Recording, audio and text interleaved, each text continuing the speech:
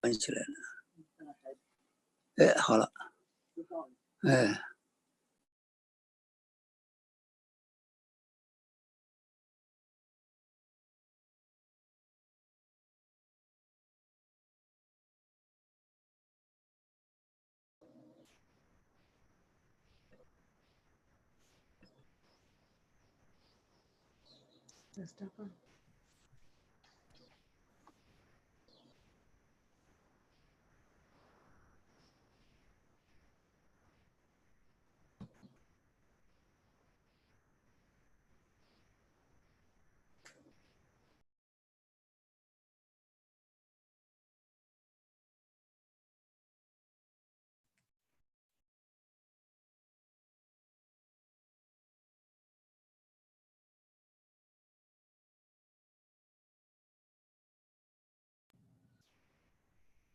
Hi, everyone. We're going to give it another couple of minutes before we start the meeting.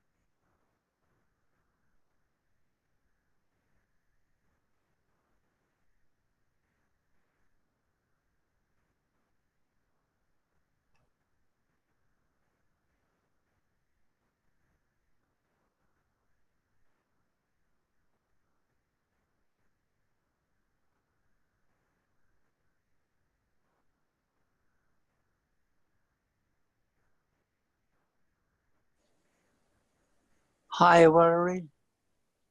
Hey, Ed. Yes, hi. Nice to see you. Okay, nice to you too.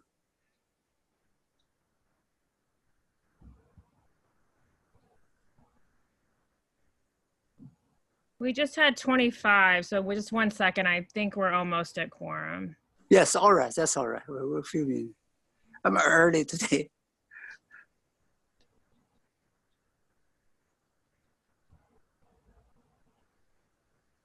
Test 1, 2.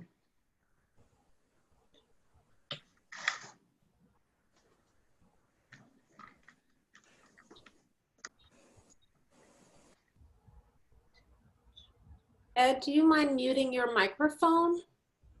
Yeah, yes. Do you know how to do that? There you go. Thank you. We have a quorum. Okay, I'm going to give it just another minute. We usually have a little higher attendance than this. I just want to wait for everybody to get here.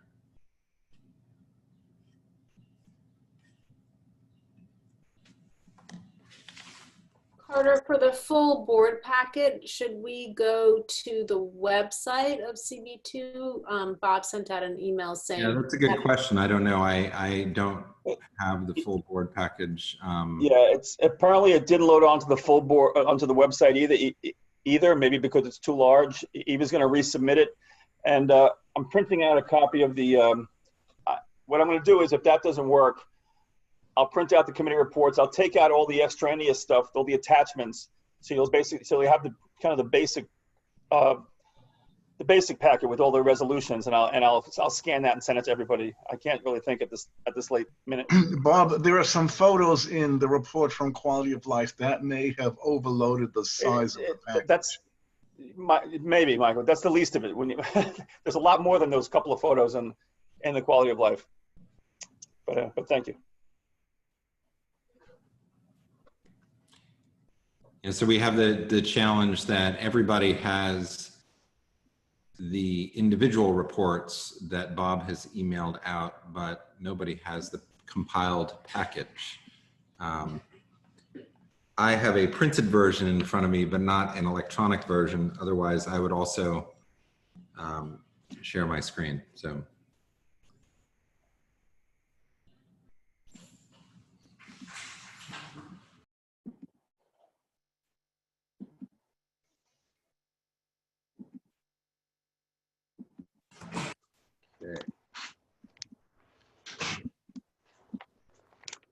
it's definitely, it's a very big packet. But just While we're waiting, I just want to say how proud I am that we all managed to get on, especially that I did. So well done again, Carter.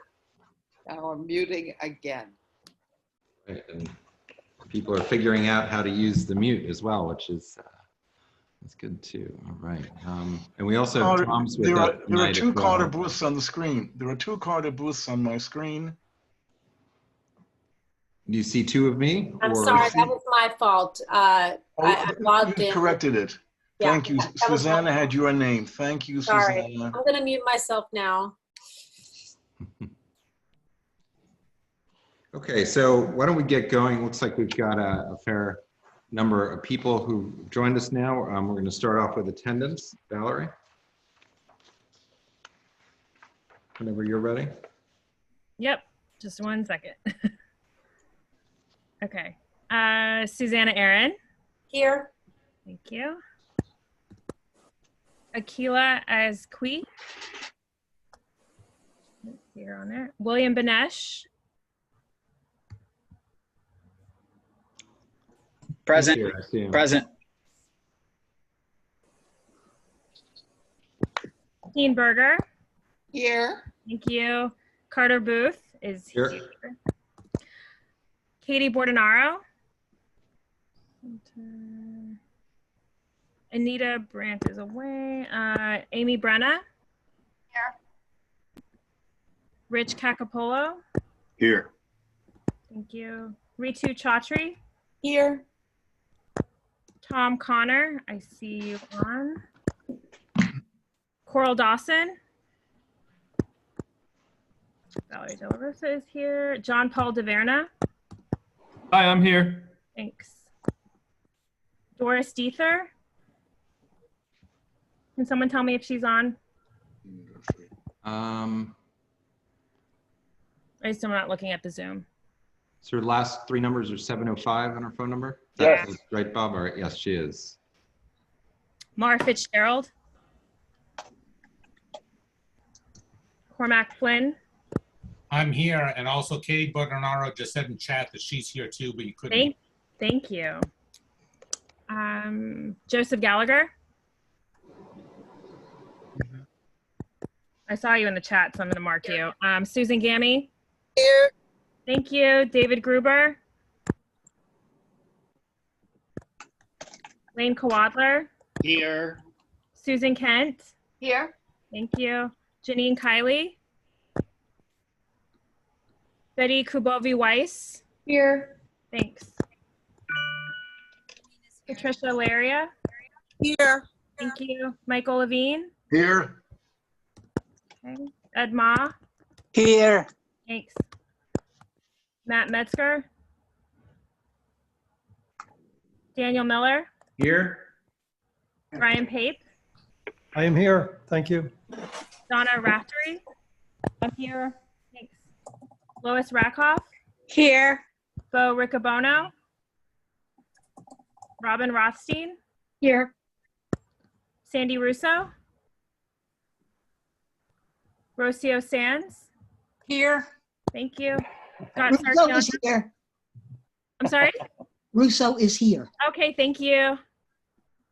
Sorry, I'm not looking at the Zoom when I do this, so I'm not muting or unmuting anyone. Scott Sartiano. Here. Thank you. Shirley Secunda. Here. Kristen Shea. Frederica Siegel. Here. Georgia Silvera Siemens. Here. Dr. Shirley Smith. Chenault Spence. Kathy Sullivan. Here. Thank you. Kathy Sullivan. Eugene Yu. Susan Wittenberg. Anthony Wong. Adam Zeldin. And Kristen Here. Shea is also here too. Thank you, Kristen. Sure. Here. Thanks, Anthony. Adam Zeldin, Kathy Sullivan, Eugene Yu. Anyone? Here. Can you hear me? Yeah, thank you. Wittenberg's here. Okay, thank you. Valerie Godfrey is here. I got you, Mar. Did you get Mar? Yeah, good. Sheila Asqui is here. Thank you. Valerie, did you hear me, Shirley? I hear you now. Thank you. Okay. You missed Thanks, me, Bob. Val, Bob. Is there anybody whose name was not called? Yeah, my name wasn't called. Bob Ely. Oh, sorry. I think I just marked you as present because I just felt your presence. Is there anybody else? Looks like we've got 46 people on there, so you should have no more than 4. Oh, no, that's not true. We have a few electeds. No. Coral Dawson, David Gruber, Janine Kiley, Matt Metzger, Bo Riccobono, Kathy Sullivan, Eugene Yu. Janine Kiley is here. Thank you. Okay, thanks. Okay. Dan, did we have any public speakers that signed up to speak? Not that I received. No, I asked at 5. Nothing received. Bob, we didn't have anybody?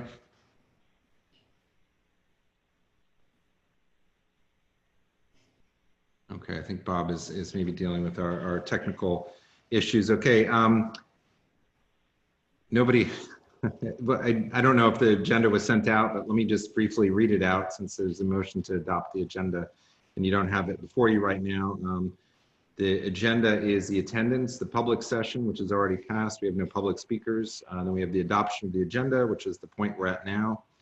We have reports to the public, the elected officials reports, the borough president's report, the chair's report, the district manager's report.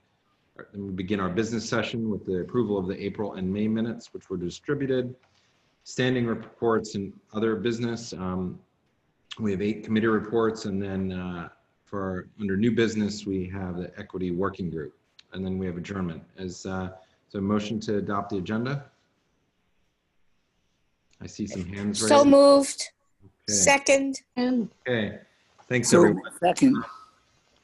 So now we're going to move on to reports to the public. I know a few people have to go, and we have a visitor with us, but I'm going to start with Assembly Member Glick. And I'm being reminded by Susan that we had an extremely long discussion in our executive committee meeting, and we are asking all elected officials to keep their comments to 5 minutes. Susan has a timer, and we have a brief Q&A session that can last no longer than 5 minutes each. And this is as a result of our meetings running long. Deborah, are you with us? Do I need to? He is.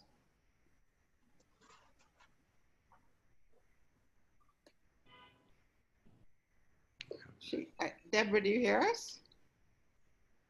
She's sitting there smiling. Now I hear you. Okay.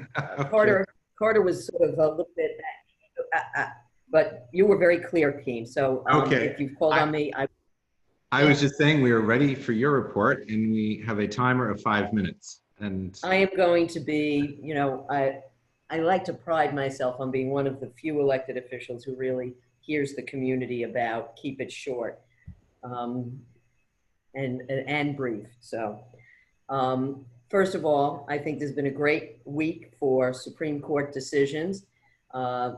Federal election law now protects LGBTQ Americans from being fired for being who they are, which is a great step forward. And today, the decision on DACA, denying the Trump's desire to eliminate it and send tens of thousands of talented young people back to countries that many of them have never spent much time in. So those are great decisions. Next week, is it next week? Maybe it's the week after.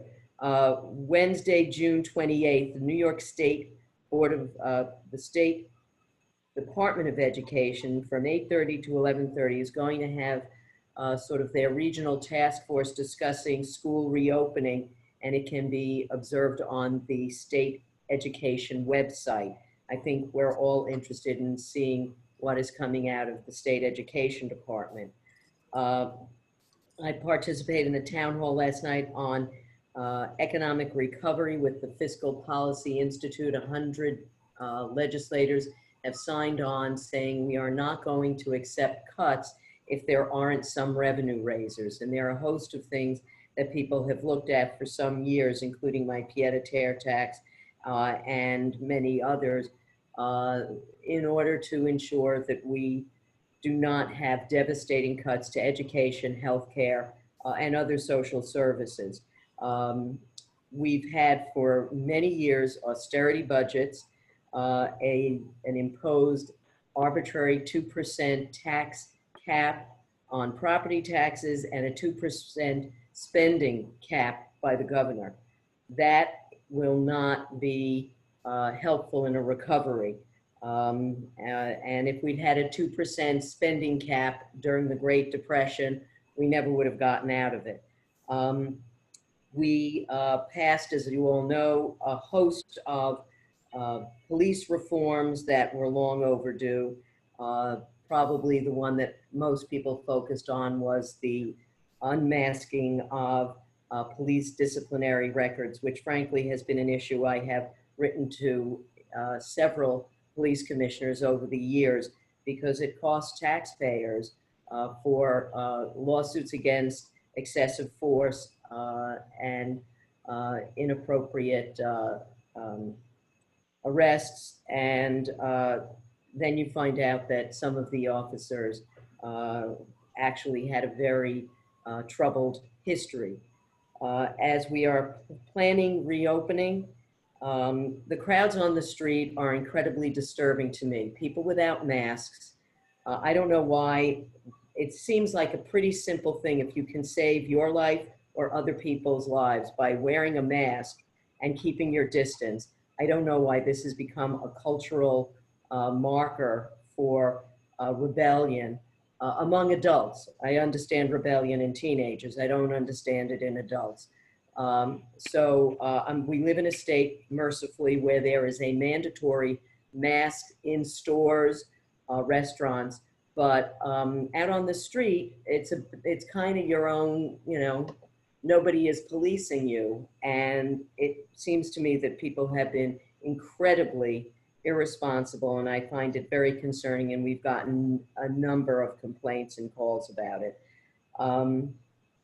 We continue to distribute hand sanitizer, and we're participating in a blood drive next week. When we have more information, we'll get it to you. I believe it will be next Thursday, the 25th, down at Battery Park City. But we will give you more information as soon as it's available to us. We're working with the Assembly and the New York Blood Center, which has had its problems and its issues around their denying gay men the right to donate blood and not following the FDA regulations, but more stringent ones. And they're checking the blood anyway, so I really don't even understand the issue. So that's kind of where we are. I think I did that in the allotted time. I don't see the clock, but I hope I didn't overstay my welcome. And I thank you for continuing to meet. I think we're going to be doing this for a while, and we'll see how next week goes. I did suggest to the governor that it might be better to allow table service. That might actually limit some of the large crowds, because if people are being served at tables, they will object, as will the staff that are serving. So let's all stay safe. Thank you very much, Deborah. Before we move on, I just wanted to let everybody know that the full board packages are now available on the CB2 website under the full board section. I'm going to post the link in just a second here. Post it into the...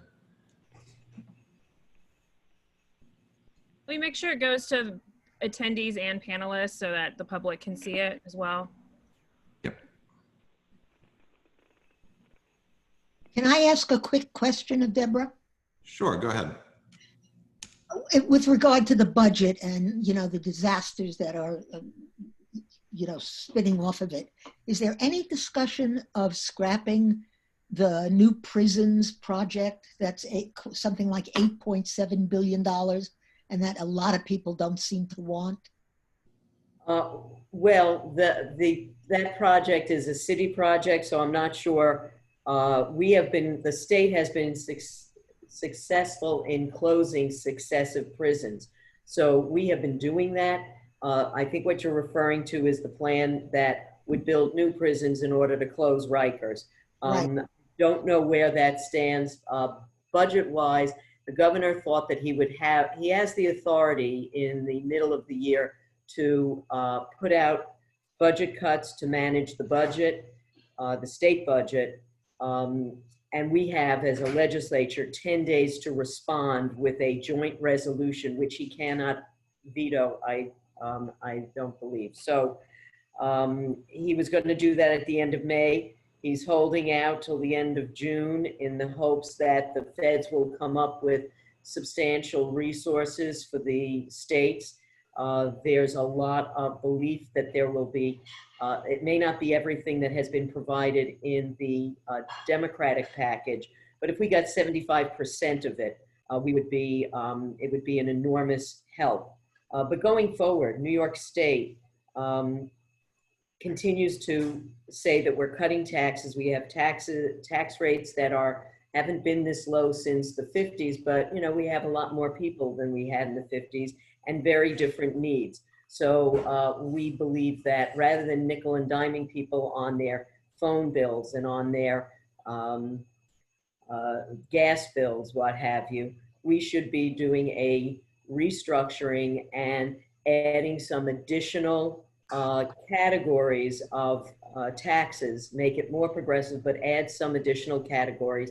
Right now, whether you're making, $500,000 or $5 million, you're paying the same tax rate. We think that's wrong, and we think that there should be some additional tax brackets in order to provide for the services that we know are so essential. An interesting fact is 60% of the people in prisons are dyslexic, which means that they have probably failed in education in part because they were never identified and never assisted. And so that is one area that for sure we need more work. And a colleague of mine, Joanne Simon, has been on this for some years, that we need better training for new teachers and existing teachers in order to identify these students early on, because there are mechanisms and coping skills that can be provided and remediation that will keep them in school and keep things progressing along with their classmates, as opposed to falling behind and having negative self-image and giving up. And obviously, the reality is that a lot of people who are in prison are people who had negative education experiences, and a lot of it is tied to learning disabilities. Thank you. Thank you. Okay, I've got a few more questions. We're probably going to run out of time, just so people realize that. John? Yes. Hi, Assemblywoman Glick. Can you hear me? Yes, good. Yes. Thank you. I'm really impressed with the Eric Garner legislation that you guys helped pass. And just trying to review it, I didn't see if it would necessarily present or prevent a George Floyd type matter. It seemed like strangulation, and I didn't know if that encompassed the idea of a knee to the back that also cut off oxygen. And I also didn't see if it spoke to the effects that it have with, like, does it require loss of consciousness? I think that it focuses on the preventing breathing. And while it says strangulation, it is around the inability to breathe. So I do believe, but what we have to, this was a great first step, but we also need to do something that requires a duty to intercede. There were other officers there, and they had a duty to intercede, and they didn't. The guy was a training officer. Two of the other officers were rookies. But But if they had a duty to intercede, and the other thing we did was we have a bill that has a duty to provide medical assistance. The one bill that we passed has to do with creating a private right of action if serious injury or death ensues. But there's a second bill that comes in and creates a criminal liability if you do not provide medical attention when it's required. So I think that is as important. And we know a lot of people wind up being taken to jail without medications that they need, et cetera. So this is a good first step. It's not the end of the road. And thank you for the question. Thank you. Okay, and it looks like we've got one more quick question, Cormac. Yes, thank you. As a member, like, going back to COVID. So I'm concerned about the possibility of reclosure, right? We're all very focused now on reopening, but if you look at what's happening in some other countries and some other places, things have gotten so bad with the reopening that they've had to sort of have rolling reclosures and partial reclosures. And if you look at the spread now, all of the states that opened up earlier than us have had an increase in cases. And I imagine within the next week, we'll see an additional level of increase as a result of all the demonstrations that some of us have been part of. But the, and my concern is people go back to work or businesses open and they're beginning things and then they get shut down again and there's more disruption. But how the aid programs can keep up with any of that, because they're hard enough to administer now, just getting out, like people are still waiting on their aid and things like that, and what the state is going to do about that or could do. Well, I would just say this, that we have been far more measured than these other states. If you look at the states that have been more measured, Michigan, Ohio, New York, they are, certainly New York and Michigan require face coverings indoors and recommended at all times.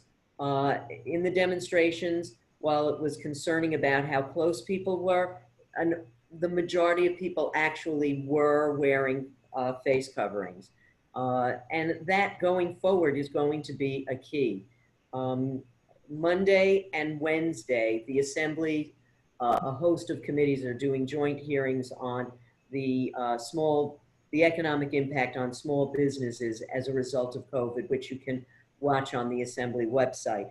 But I think the governor is concerned about that, and that is why they are being very deliberative in their guidance to businesses and their recommendations. And it is mandatory state guidance that entering any business, you have to be wearing a face mask. And I think that I was in Albany picking up sanitizer. I would say there's probably better cooperation outside of the city right now than I'm seeing in the city, but that will be a key. That will be key. And if people, it's about personal responsibility, but it's also about joint responsibility and respect.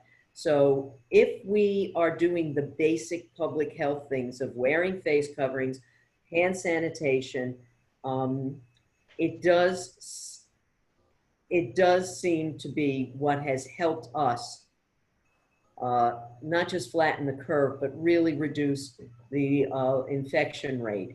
And until there is a vaccine, we're not going to be, we should not be moving out of that protocol.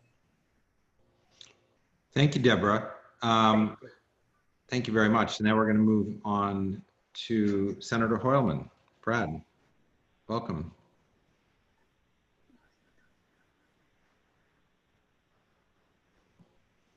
Thank you. You're still muted. Hold on. Let me see if. There you go. Oh no! Now you're muted again. There we go.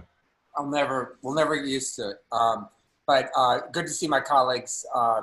And I think Deborah has covered Albany really well. I wanted to point out a couple of things in connection with some bills that I've been working on personally. One, it was a bill that was passed in the package. It's called the Police Stat Act. It's a bill I wrote called the Police Statistics and Transparency Act. And what it's going to do now that the governor has signed it into law is going to require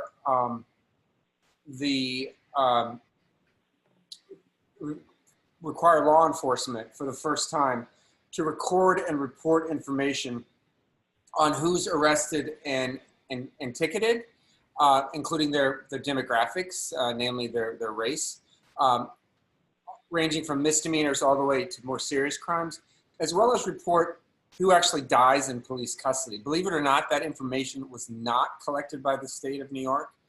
And the Division of Criminal Justice Services, DCJS as it's known, actually had to look at news articles. They say it right on their website that they comb news articles to look for those statistics. Law enforcement, local law enforcement was never reporting this information. This is a new requirement. So we're going to be able to see trends and hopefully, adjust our policies and understand who's dying in custody, all the way to who's getting misdemeanors or summonses. I think it's a really important bill. I'm really happy that we got it passed. Of course, the other bills, including 50A, the criminalization of chokeholds, which is being dovetailed by the council, which is fantastic. Establishing this private right of action for individuals against law enforcement, I think will be very effective. And having an independent arm within the Attorney General's office. That's a really big notice I have here of how much time I have left. Is going to help. I apologize. I was just trying to change it so this was on me. That's okay. It's very obvious. I know you understand the challenges. Yeah, totally. Anyhow, that's so I'm like you. I'm pleased that the marches have turned into a movement and resulted in serious policy changes in Albany and at City Hall. Secondly, in terms of COVID, clearly one of the things we're going to need most of all is a vaccine. Until we have that, we are going to be operating, really with great wariness, understandably. I passed a bill that was signed into law just yesterday that I wrote, which will allow a prospective COVID-19 vaccine to be administered by pharmacists. More and more New Yorkers are getting their health care and their immunizations from pharmacists. That's a good thing because, they're readily available. This will allow the COVID vaccine to be done in the same way. So I wanted to point that out. Third, I wanted to thank CB2 for your insight on the bill that I introduced about to-go alcohol. We've seen the problems on St. Mark's Place and in the East Village in particular, and in the West Village, everywhere. People violating social distancing, violating open container laws, not respecting their neighbors. So CB2's feedback on that bill is really crucial, as has been a number of block associations. Interestingly, another bill was introduced on this subject, which you'll be interested to know extends the governor's alcohol to go program permanently and does not, unlike my bill, allow for any community board input whatsoever. I figured that would happen, but I am looking at amending my bill given CB2 and other community boards comments, and we'll let you know what that looks like moving forward. And then finally, wanted to let everyone know that I continue to work on something called the Tenant Safe Harbor Act, which was one of the COVID bills that we passed. It would protect tenants from being evicted during the COVID pause orders. That has been sent to the governor for his signature. I'm happy to report. We'll see what he does with it. But it's one more step that Albany has taken in trying to protect tenants from eviction, given their really, heartbreaking financial situations that so many people are enduring at the moment. Please continue to reach out to my office for assistance on unemployment applications as well. Thanks. Thanks, Brad. Looks like we've got a couple of questions here. If people can keep their questions brief, that would allow for more time for answers. Susanna? Hey, Brad, thank you for being here and thanks for everything that you're doing in Albany. I just wanted to know if the reporting that the police department will be doing will be part of CompStats in the same way that every other aspect of an arrest is reported, or whether there will have to be a separate channel for it. I guess what I'm saying, I would recommend that it be part, if it's up for debate, that it be part of everything else that is made public in terms of data about arrests, locations, times, and everything else that you. Well, yeah, it's a good question. CompStat is a city program, so this is really kind of CompStat in a way for the state. So those statistics could be dovetailed into CompStat, but this will be a state viewpoint on arrests and deaths within custody. Thanks, John. Hi, again, great and continued work from the state legislator. I was wondering with regards to the 50A opening, is that going to be just for FOIL request, or do you expect a database similar to, I guess, what she had mentioned on, I guess, CompStat? It'll be all under FOIL. You'll have to, it won't be necessarily publicly available information to the extent that you can just log on and see what an officer's, disciplinary actions are, but it'll be subject to FOIL. Mm-hmm. And so from that perspective is how you would obtain the information, whether you're a member of the press or the public or a public official. Okay, thank you. Thanks. Chanel? Is there anything that can be done other than by yelling at the lady who came after me without a mask today to really some enforcement or some beyond what's there now about in public, in particular in all the social places? It's a great question. I think as we look at the issue of enforcement and police, on the one hand, we don't necessarily want the police to be enforcing mask laws,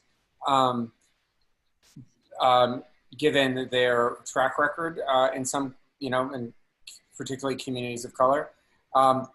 The notion that the city is having, and I believe Councilmember Rivera and others and the speaker have put forward a plan for communities to be involved in kind of self-policing, to have ambassadors of sort as it pertains to enforcing these guidelines. I think that's the way to go.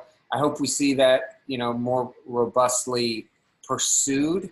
But as it stands now, we just saw on the Lower East Side a few weeks ago how the police, if they do enforce mask laws, it's often against people of color and enforced very unevenly with unfortunate consequences. So I think it's, we're just, as Deborah alluded to, we're just gonna have to shame our neighbors into doing it. Hey, thanks. Rocio?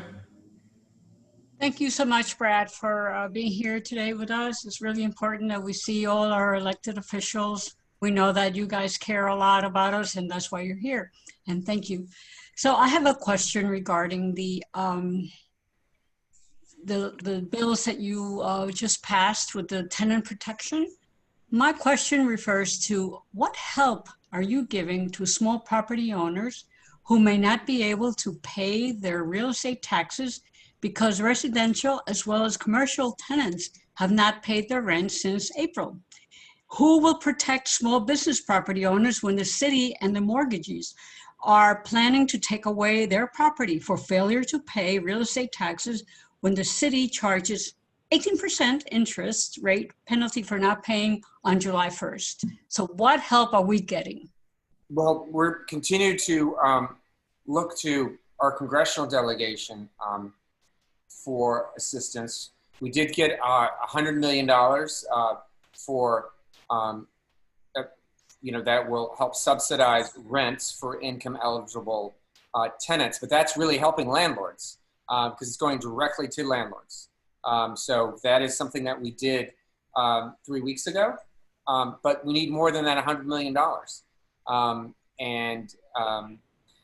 We're hopeful that we can get more money in the next negotiated congressional package.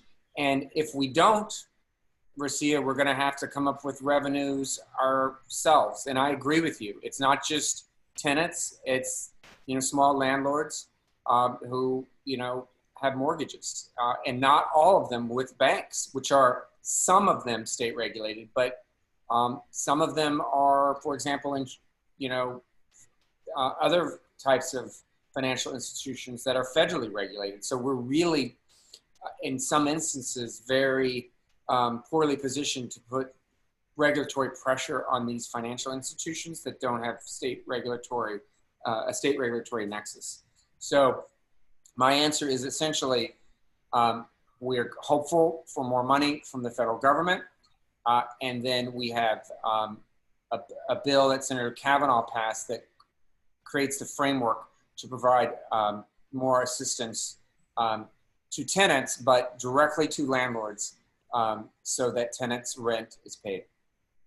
So the problem that I have with the way your bill is written is— Hey, Rocio, this is a question, not statements. Yeah, it's a question. The question is— I know, but you've had a chance to ask one question. We need to really move on. This is something we discussed extensively at executive with the board. We want to have people to give a chance to ask questions because we can't have our meetings going all night. I don't mean to pick on you, but this is something that was very firmly at executive was communicated to me that we needed to do to keep our meetings moving. Thank you. Mar, did you have a quick question? I do, it's quick. Hi, Senator. Hi. Thank you for being with us today. I noticed that you sent out your own version of the DOE reopening survey, which is your COVID-19 public schools survey. I realized that it expanded greatly and asked some questions about racial equity and the protests as well as grades. Why did you think that was important for you to do and why so important now?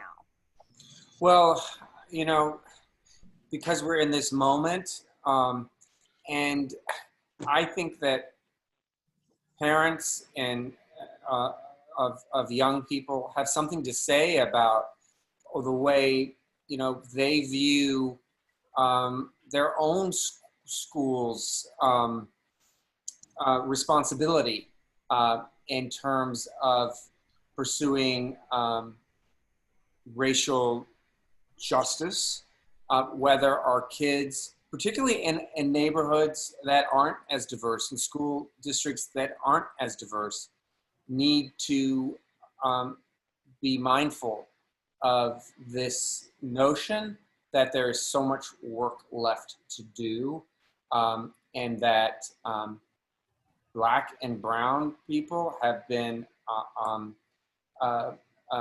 brutalized by law enforcement that we pay for as taxpayers. So there are human rights abuses before our very eyes.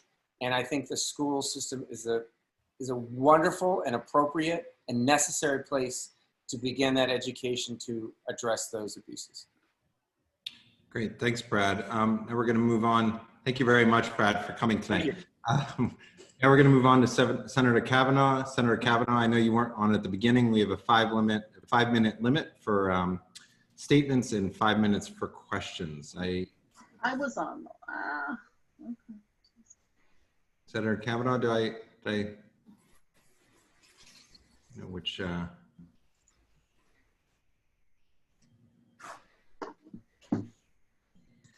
The borough president wants it first. Yeah, generally our borough president is the final speaker, the final elected to speak. But Senator Kavanaugh, are you not with us? Or did I miss you? Okay. He's there but muted. Okay.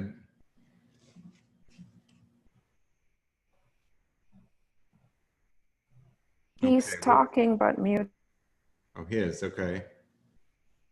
I'm trying to find you on the screen here. Senator Kavanaugh, now you're not muted. Okay. I unmuted him. Senator Kavanaugh, we still can't hear you. Are you muted on your device? So you are unmuted on our end.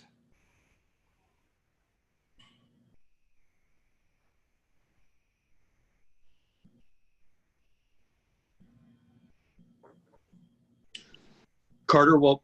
Okay, so I'm all right. You can see if you can address your technical difficulties, and we'll move on to Councilmember Rivera. Hey everyone, can you hear me? Yes. Great. All right, I want to be less than 5 minutes for sure.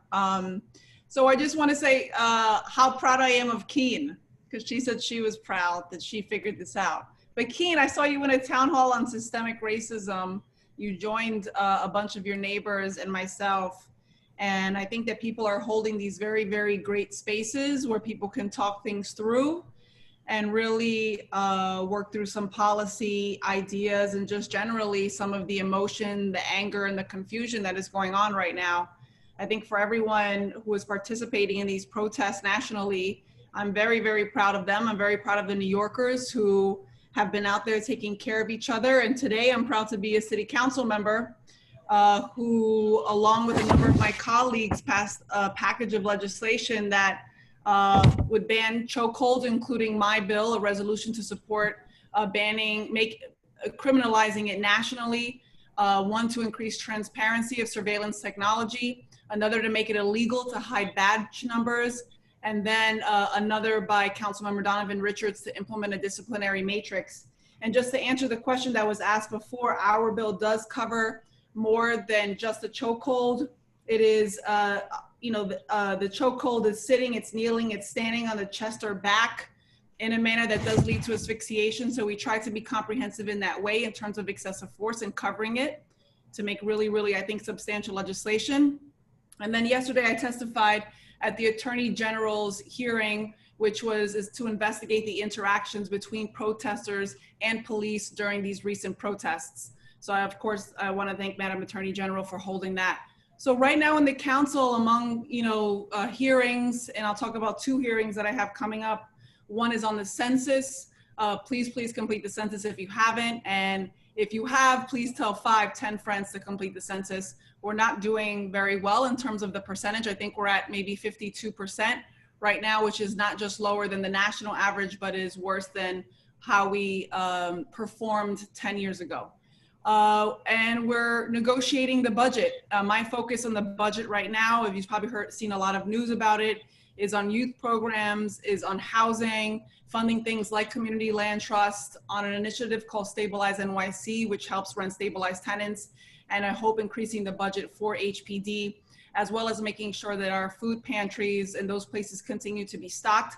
I've secured a couple $100,000, about $200,000 extra for my district because of the need for food and how many people are food insecure. And of course, making sure that we are addressing those drastic budget cuts that we've seen from the state level and making sure that we are putting forward a balanced budget to eventually approve. It will not happen until the very, very end of the month. We could even go into negotiations as late as early July, just to warn everyone. And then of course, with a heavy focus on healthcare. One of the hearings that I'm having is how we reopen our hospital systems successfully. We keep talking about reopening New York City. I think when we talk about reopening, we have to look at how people are going back to those local clinics, to our hospital systems to get their regular annual exams and to feel comfortable receiving medical services. I will tell you right now that our hospitals are very safe. They're keeping COVID and non-COVID patients very separate and going to painstaking efforts to do so. So please know that I'm working, of course, with a number of health professionals and advocates to make sure that not only are we funding those programs and services that are critical to making sure that everyone has access, but that we're looking at hospital systems to reopen safely to get to 100%. And with that, I'm just going to take questions. Great. Thank you. Do you have any questions? I have a question for you. I know that this morning, open streets, there's some questions, lots of questions with open streets. Any further details or clarity? I know your office got some questions with respect to clarification of some of the issues. Is there anything you want to address on that?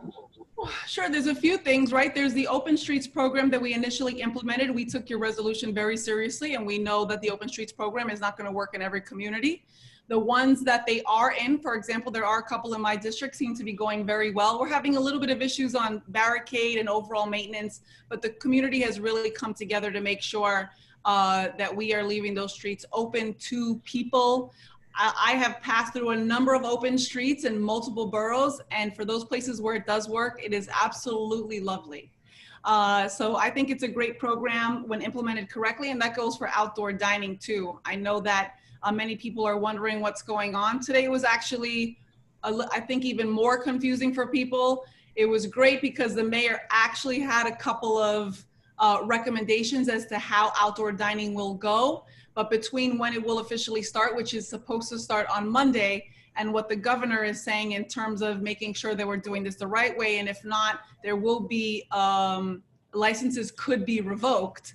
I think the enforcement and the complaint process that has been brought up certainly lacks the details that we all need and the clarity. I think we need to look at, for example, I haven't heard anything about just a general curfew for all of these outdoor spaces, which I think is absolutely necessary. And I know all of us want to prevent empty storefronts, and we want to work together so that our small businesses thrive. So I'm hoping that, I'm not going to assume that the governor and the mayor are going to talk to each other, but I know that we will use the power of the council to make sure that community boards and everyone else is involved in making sure that this goes as smooth as possible. St. Mark's Place is in my district. A little tweet went viral about the hot mess that it was. I went there earlier in the day and people were not wearing masks, which is the biggest issue. I have participated in the protests. Every protester is wearing masks. I don't know why people can't do it when they're online for a takeout cocktail. But then later that night, I did join Borough President Gail Brewer, who I know is waiting to speak, at 8 o'clock on Saturday night on St. Mark's and Avenue A to bring a lot of attention, including the media and the press that she brought. And the police kind of put on a little show, and they put on the speaker, and they said everyone has to wear a mask. But it's just a lack of consistency, I think, across agencies. And when we talk about like the social distance ambassadors, that we need to make sure that people are being really responsible. There has just been kind of a little bit of a void of a lack of leadership at the highest level, and we're really trying to make sure that we do better and that we hold the mayor accountable and that you do the same for us. Great, thanks. We've got a question from, I'm going to go to Coral since you haven't asked a question yet. Coral? Yeah, thank you so much for addressing all the open streets matters. I just want to say that it does seem that it is the responsibility of the proprietor to enforce all their customers. It's not the responsibility of all good neighbors to go and enforce all their neighbors.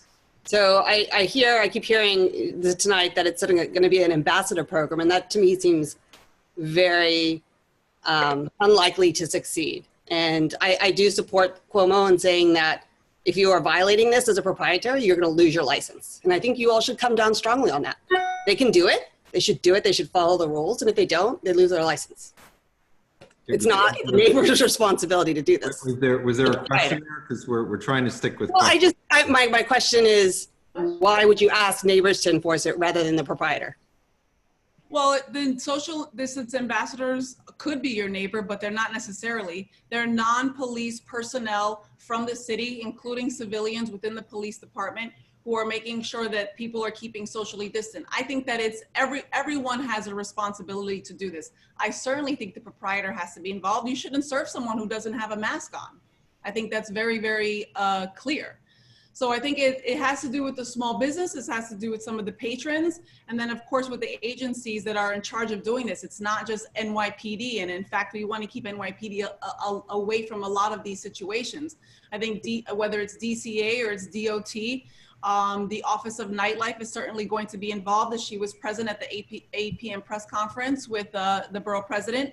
So I think it's going to take all of us have a responsibility, but in terms of, it can't just be 100%, I think, on the small business. Again, I think it has to be this sort of united effort, and that there are a lot of, I want to say, details and guidelines missing for people to follow. And so that's what the problem is here.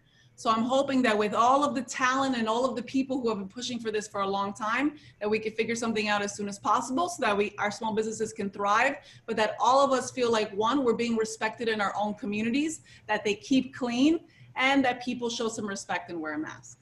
Thank you. Great, thank you very much.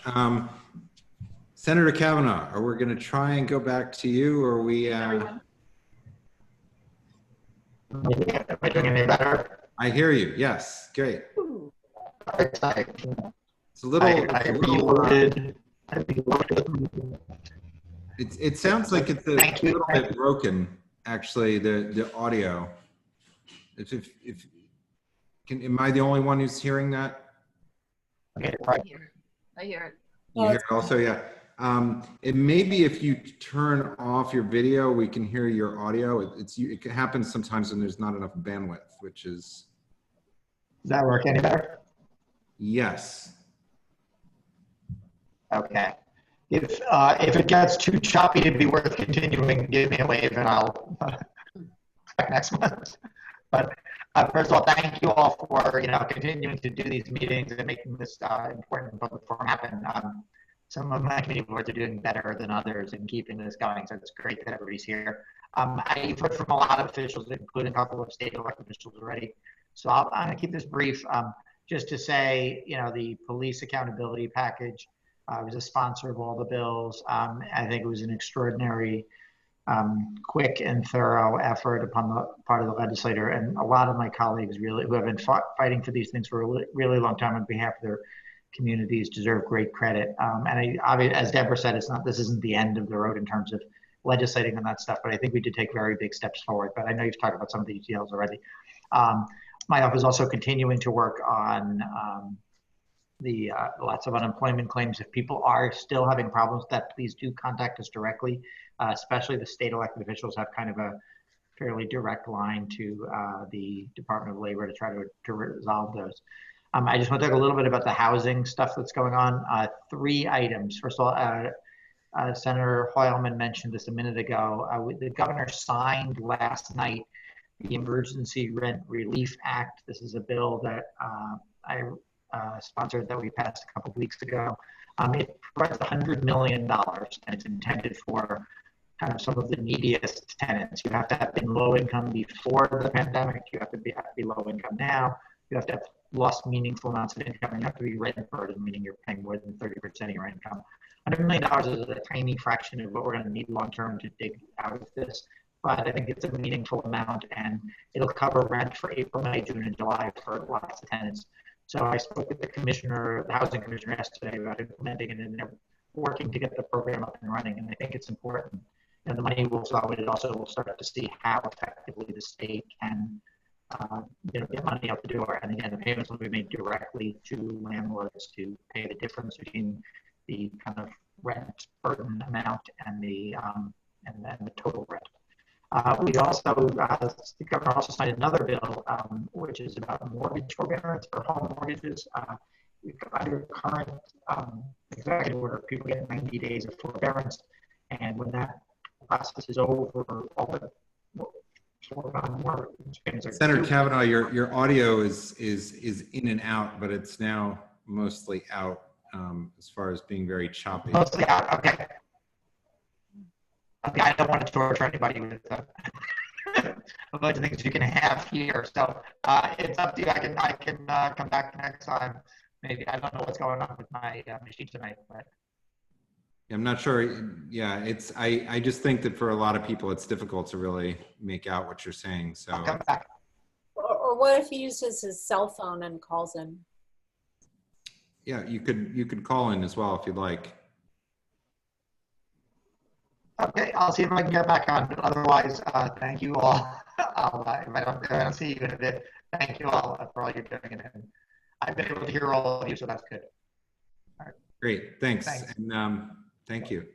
Borough President Gail Brewer, you're on stage. Thank you very much. Thank you very much, Carter. Thank you for coming to the Borough Board this morning and participating.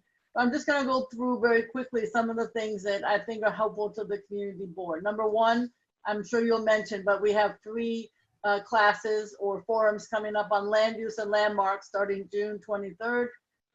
Deputy Borough President Alvin Bonilla organizes them and they're excellent. So just so you know. Number 2, I know there was a question about the prison, or in our case, the jail that's being built over towards the Civic Center, and that is capital money. Not to say it's not money, it is money, but it is bonded money. It's the kind of money that you pay back interest over time. So I don't think it actually helps to have the money cut, except that some people don't want the jail. It's a different discussion. But just in terms, at this point, as far as I know, it's going ahead. I haven't heard otherwise. So in terms of the issue, and we had much discussion at the Borough Board this morning about the businesses, starting on Monday, I can say from the bottom of Manhattan to the top of Manhattan, I have lots of emails and calls because people are unfortunately putting out tables and chairs before Monday. And that's a problem because they're not supposed to. So I urge businesses not to do that because it doesn't put you or the community and those who are not doing it and following the law, that puts them at a disadvantage. So just in terms of your wonderful area, I want to thank certainly the BID and Mark because for all of his touring. I do think I was helpful with NYPD after that in terms of trying to get more support. I will say also that I believe he's going to work on some murals and some art projects. There are so many ways to try to involve people, and certainly art is one of them. The businesses are, I think, going to struggle even with the mayor and the governor's opportunities. And I know after many discussions today that the community board should come up with a plan, and the bids, if they have a plan that works with a nearby plaza, it's going to be rough. And I know so many streets have a bus lane and a bike lane on both sides of the street, and therefore it's hard to delve into the street as the mayor has predicted. I'm on the governor's recovery task force. We've met with the state liquor authority. Tomorrow we're meeting, virtually, obviously, with the city DOT and SBS to talk about these issues, and I'll take all the community board suggestions and challenges to both of them. But just so you know, we're all trying really hard with the businesses. With the assembly member and the council member, we were at St. Mark's Place and it was a disaster. I have to say the cops were fine in terms of when they did show up, when they were really respectful. But the issue is they're not there all the time. I think we need masks, which are now being built and manufactured, that have some kind of a opening so you can, drink or eat, because people are not wearing them. I was today a tour of the Garment Center in Manhattan, and I have to say they are making thousands and thousands of masks and surgical gowns. And I want to thank EDC because that's a big part of our city, and making sure that manufacturing stays in our city and comes back to our city really should be a focus of everyone. Just in terms of the health issue, some small aspect, I call it sewage doesn't lie. So in the Netherlands, there is and I'm really focused on this now, the Netherlands is able to predict 6 days in advance by our waste whether or not there is a hotspot in terms of the virus. And without getting into all the specifics, I've been meeting with and writing the Department of Environmental Protection. We have 14 waste management facilities in our city. They can tell 6 days in advance where the virus exists. We do need a couple of new machines, and we need 3 staff people. And I don't want to get into the specifics, but just to say, for goodness sakes, DEP, this needs to be funded, because right now we're sending samples to Stanford University in California. We can do it right here and have immediate answers. In terms of the census, I know you heard a little bit earlier from the council member, we are sending postcards, 146,000 to start, to the census tracts that have the lowest performance in the borough of Manhattan. I don't know if it's going to help, but we're not going to give up. I want to say about the libraries and census also on June 24th at 3:30. We are doing yet another Zoom to all library users and others to talk about the census. And the library in general, it's fabulous. They are going to be distributing reading kits for young people. We're going to start at the top of Manhattan and come all the way down. We'll be in touch so you know. But literally every young person in the borough of Manhattan could get this kit. I am frustrated with the summer plans. The mayor called me a politician. Is that a bad thing? I think that's what I am. And we are hoping, we're glad that the parks and the playgrounds are open. However, the issue is we need to have park permits so that the summer camps can exist. I think that's a big issue. In terms of Black Lives Matter, we are painting probably to complete it on July 4th. And at that particular time, it'll be around Foley Square. We have unbelievable artists and with Black Lives Matter, Black Space and architects and so on. It's gonna be absolutely gorgeous if all done. I just want to conclude about the schools. I am concerned. We have 178,000 young people going to school this summer. And then hopefully they have a better experience than what they had. And then we hope that in the fall that there are plans that make sense. I know you heard earlier from Senator Hoylman. I feel the same way. I do not know that these plans are going to make any sense. And I hope the community board and others will have some input. The schools will only be at 49%. Finally, we had oral history with the Manhattan historian, Dr. Rob Snyder. We had a discussion for a fabulous 2 hours, how to do oral history of a pandemic. And the people who participated were phenomenal. It's on our website and you should feel free to get to that. So anyway, those are some really quick analysis of the projects that we've been working on. And we thank you very much for all that you're doing.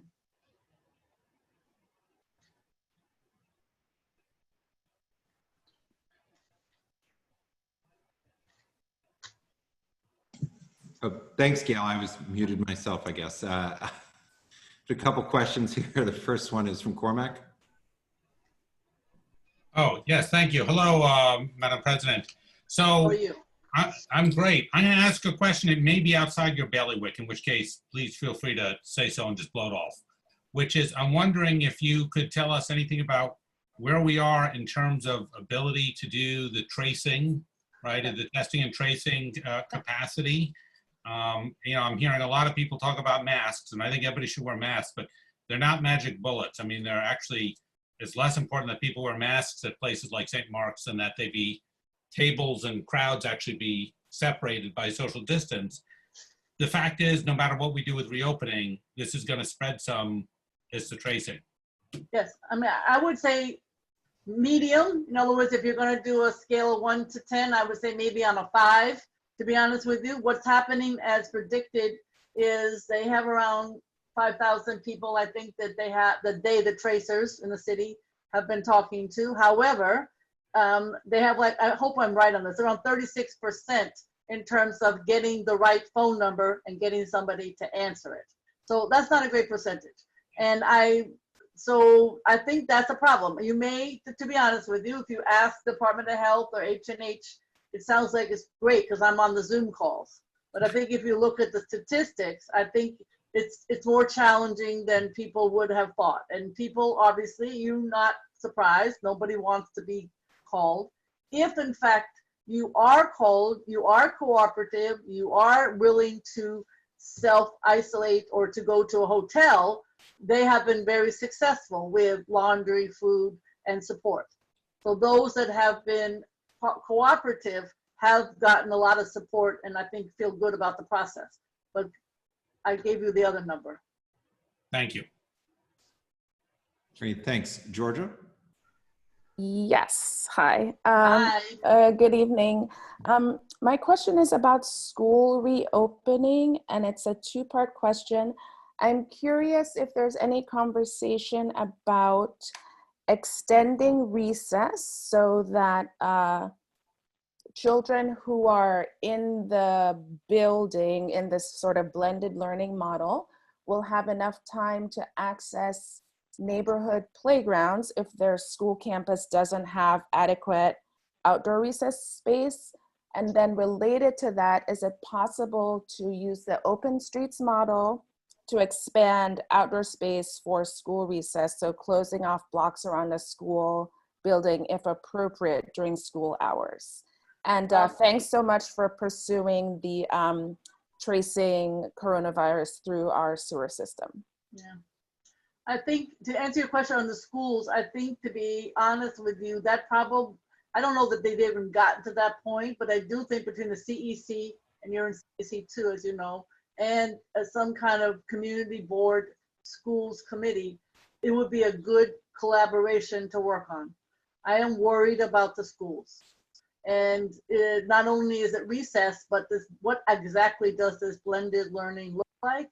So I think, I don't want to say that I know the answer, but I do know that we're all going to have to be pushing, as we're doing on the restaurants now. We're going to have to be pushing to get the school right. And certainly the open streets make sense to me, and more recess, because you're outside, you're healthier too. There's a lot of health issues there too. So I don't know the answer to your question, but I do think we'll all be looking at that. Thank you. Thanks. Keen?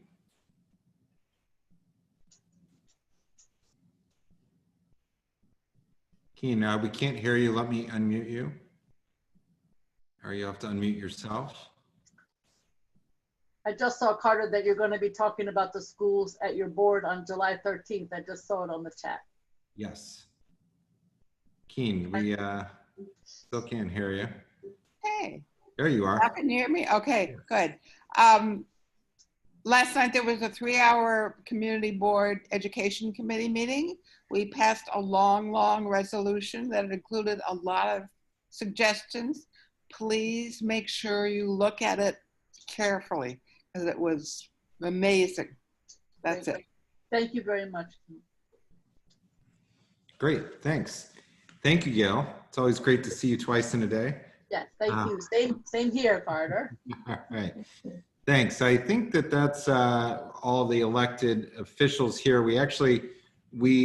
Our public session, I was incorrect. I was informed we had received a public speaker card, as well as we have Councilmember Levine, who is here, who's going to be speaking briefly about contact tracing. But before we do that, I'm going to just conclude all the other elected official reports before going back to the public session. So if all the elected officials, representatives could raise your hands, and we will promote you.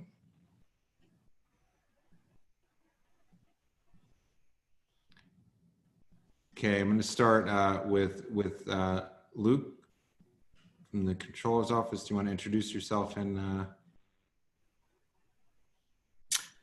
Hi, everybody. This is Luke Wolf with Comptroller Scott Stringer's office. Obviously, this is a difficult time for our city. We have 3 overlapping crises with the pandemic, the economic crisis, and of course, the disproportionate impact of policing on communities of color in New York. I'll briefly touch upon what we're doing in each of those, but of course, they are very interrelated in terms of the communities that they are impacting. I'll start with on the policing front. We think that breaking down structural racism in New York City will require big change. That starts with our budget. So we have proposed a $1.1 billion cut to the NYPD budget in the coming years, and to take that money and shift it from NYPD and towards vulnerable communities who have been most impacted by police violence and structural racism. 2 other policing proposals is we called to transfer press credentials away from the NYPD, so they no longer are the ones regulating our free press in the city. And then also making law enforcement disciplinary records available to the public in a searchable online database. On the economic side, we're facing a $9 to $10 billion budget gap. We do need federal support, but one thing that we can do now is restart our capital programming and spending as a way to restart our economy. So now is the time we think we should be spending on schools, hospitals, affordable housing, and other public projects. It's one of the best job multipliers for our city, and we think right now it's the economically prudent time to move forward with our capital spending projects. And lastly, on the COVID front, this week we released a new investigation into what's called the Long-Term Care Ombudsman Program. I had not heard of this previously, but basically there are ombudsmen who are supposed to be going out and checking in on all the long-term care facilities which have been hit so hard by COVID. New York City does not have funding for that program now, and we only have 6 watchdogs to cover tens of thousands of residents in these facilities. So we're pushing at the city and state level to make sure it's fully funded, so we know all the problems in those facilities going forward, to make sure that something like what happened with the COVID crisis does not happen again to those populations. Great, thanks, Luke. I don't see any questions. And now we're going to go to Anthony Drummond from Councilmember Chin's office. All right, good evening, everyone. Can everyone hear me? Yes. Okay, all right. Hope everyone is doing well. Just a couple items to report on behalf of Councilmember Margaret Chin. Councilmember Chin has been very vocal and supportive across the board in cuts in this very tough budget environment, which also includes NYPD budget and diverting funding for supporting social service programs that are also in danger of being cut, such as creating affordable housing, investing in education, and preserving youth services. So just want to report to you guys today, the council passed legislation for police reform. One was Intro 536A, which is to ban chokeholds. Intro 1309, which is to create a public discipline matrix for police misconduct, and Intro 721A, which codifies a person's right to record New York City police officers or peace officers acting in their official capacity with limited exception. And the bill also allows any individuals whose rights are violated to sue the city in state court and requires reporting relating to filming police activities. So those were actions we're taking today. In regards to small businesses, Councilmember Chin continues to support efforts for small businesses, especially given the impact of the recent civil unrest that has occurred, especially in the NoHo Soho neighborhood. As the city begins this phase 2 reopening, just want to let you know New York City Small Business Services is providing webinars and understanding and complying with those requirements. They have an information hotline number, which I will give to you guys and also put in the chat box, which is 888-727-4692. And they have a website, which is the nyc.gov/site/SBS. And I'll provide both of those in the chat box for you. In regards to contracting, nonprofit contracting during COVID, on Tuesday, June 23rd at noon, Councilmember Chin will be chairing a virtual council hearing on nonprofit contracting during the pandemic. From the senior services side, we've heard from providers who have had issues getting reimbursed for PPE and emergency supplies, as well as a lack of transparency and communication from City Hall. So if you would like to tune in, the hearing will be streamed on the council's website, again on Tuesday, June 23rd at noon.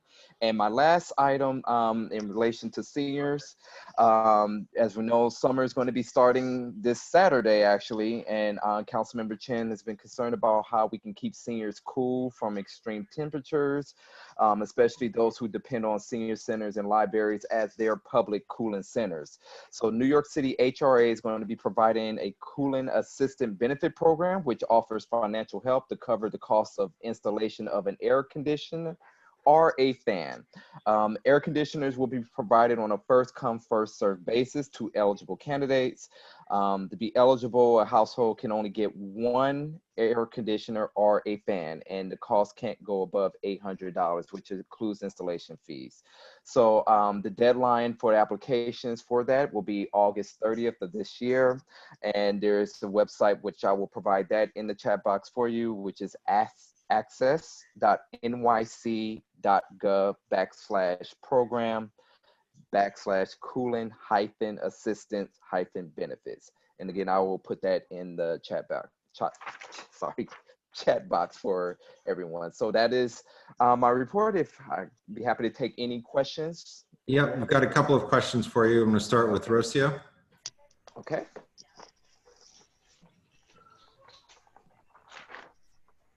Yes, thank you so much for Ms. Chin's great help to the small property owners. I am so happy that Margaret Chin has decided to help small property owners at this very important time when many landlords, small property owners, especially small property owners, cannot pay their taxes because of the fact that tenants have not paid the rent. either commercial or residential.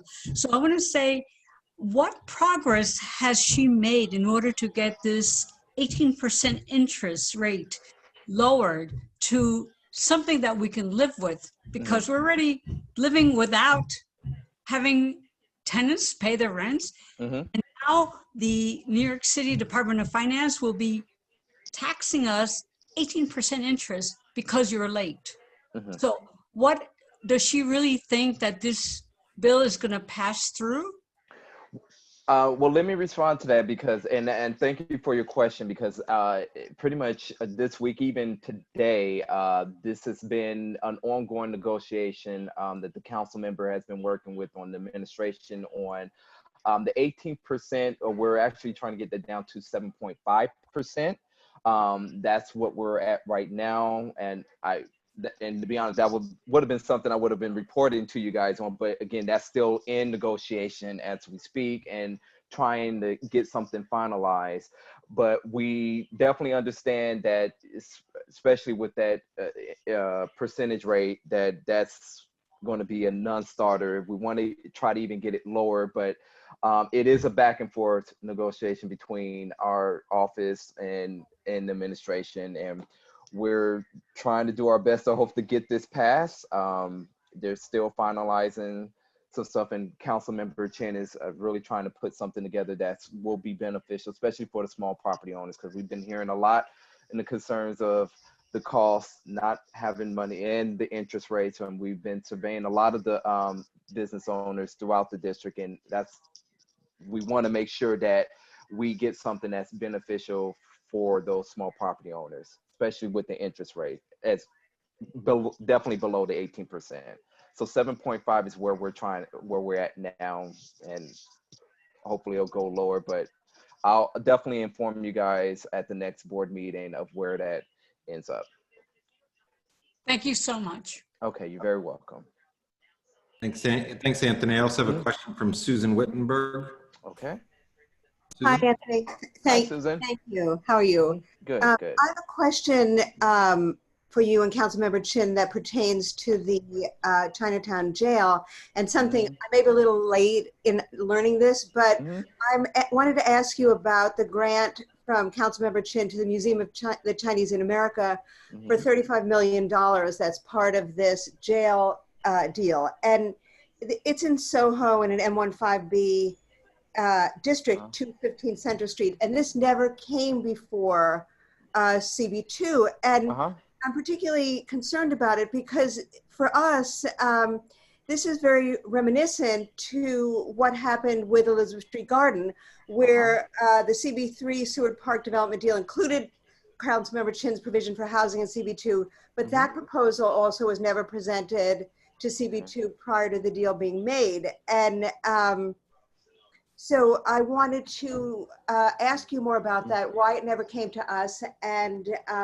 why we never had any input into where other funding related to that jail went. So I hope you could address that. Thank you. Okay, and Susan, thank you for the question. Let me get back to you on that directly. This is the first time I'm actually hearing about that, and I will bring that up to the council member as well as our budget director on that. And just for my correct, this is regarding the $35 million grant for the Chinatown Museum. Is that MOCA are you referring to? Susan, we can't hear you. Can't hear you. I think yes. Okay. Yes, it's $35 million, including $5 million in fiscal year 2020, $15 million in 2021, and another $15 million in 2022. This was never brought to our community board. Okay, thanks. All right, thank you. I'll definitely get on it. Thank you very much, Suzanne. And I've got one more question, a quick question from Susanna. Sorry, it's just, thank you. And if you could just pass along to Councilmember Chin, I'm happy that she's addressing the question of reimbursements of city contract. Retroactivity of contracts for social services has been a notorious problem. So I'm hoping that the conversation can address that larger issue as well. We have social service organizations that have to wait over a year to be reimbursed by the city while still expected to deliver services. So if you could pass along, okay, please expand that conversation into the issue of retroactive contracts overall. Thank you. Great. Thanks, Susanna. Okay. All right. Thank you. I will share Thanks, that. Anthony. All right. Thank you. Have a good night. Thanks. You too. And our next speaker is going to be Haley Burson from Councilmember Nadler's office. Can you hear us? Yes. Congressman. Hello? Yes, we can hear you. Okay, awesome. Hi guys, I am filling in tonight for Mr. Robert Atterbury on behalf of Congressman Nadler's office. Today has been a very celebratory day as we are recognizing the Supreme Court's ruling protecting DACA. We are also very happy to share that today the House Judiciary Committee passed the George Floyd Justice in Policing Act. This legislation is the first ever bold, comprehensive approach to hold police accountable, end racial profiling, change the culture of law enforcement, empower our communities, and build trust between law enforcement and our communities by addressing the systemic racism and bias, which will ultimately help save lives. Some noteworthy elements of this act is that it bans chokeholds and no-knock warrants at the federal level. It mandates the use of dashboard cameras and body cameras for federal offices and requires states and local law enforcement to use existing federal funds to ensure the use of police body cameras. It prohibits federal, state, and local law enforcement from racial, religious, and discriminatory profiling and mandates training on racial, religious, and discriminatory profiling for all law enforcement. It amends federal criminal statute from willfulness to a recklessness standard to successfully identify and prosecute police misconduct.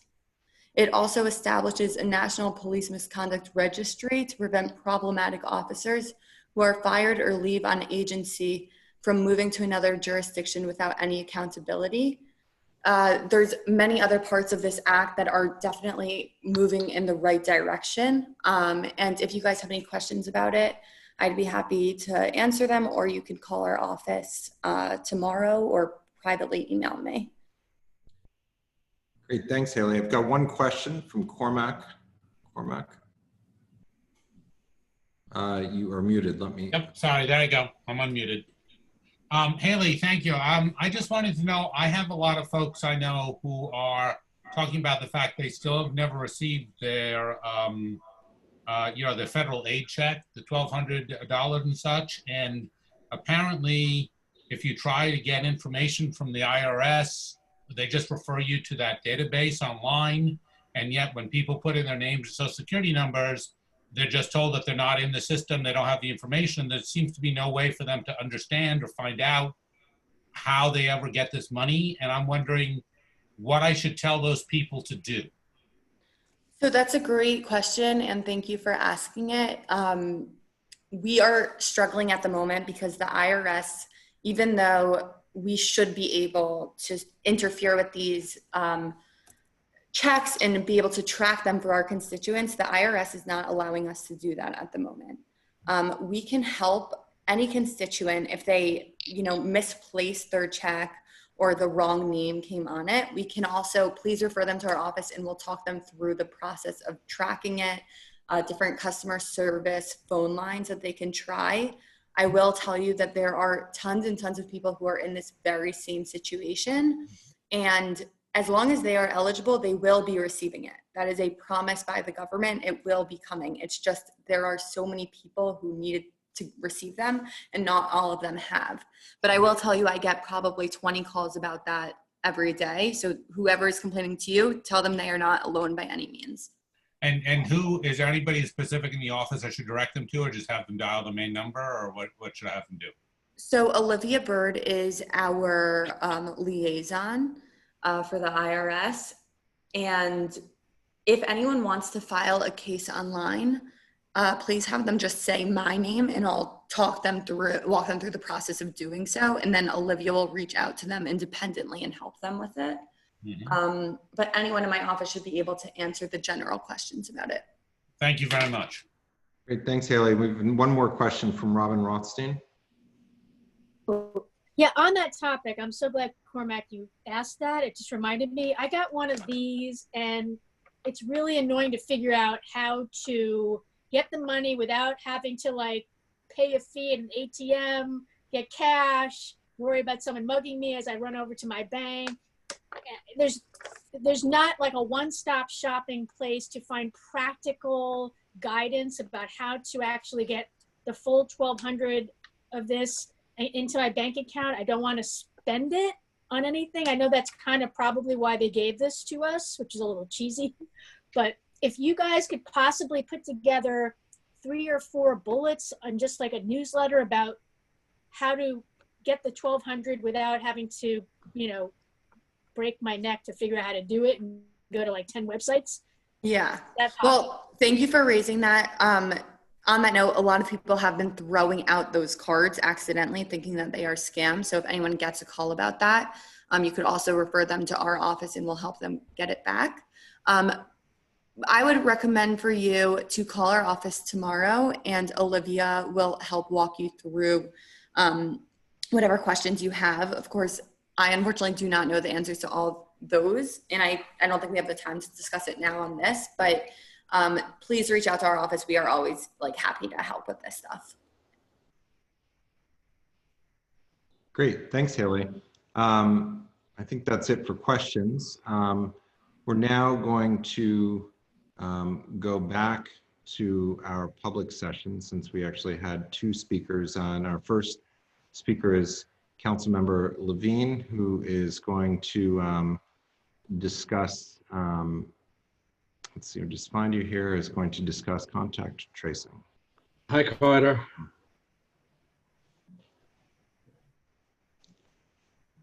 Oh, you're frozen there. Can you hear us? I can hear you. Can you hear me?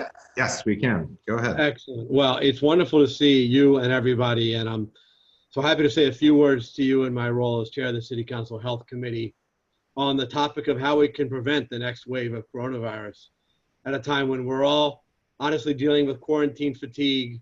We are desperate for social contact. Many of us are out in the streets protesting against systemic racism.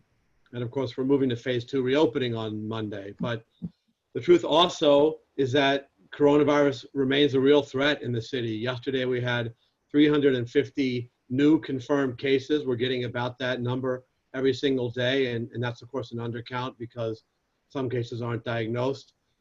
So while we can be relieved that there's been no uptick, despite 5 weeks of warm weather and more people getting outside, we need to prepare for the reality that we could face a tough decision amidst rising numbers and the question of whether we need to go back on some of the reopenings.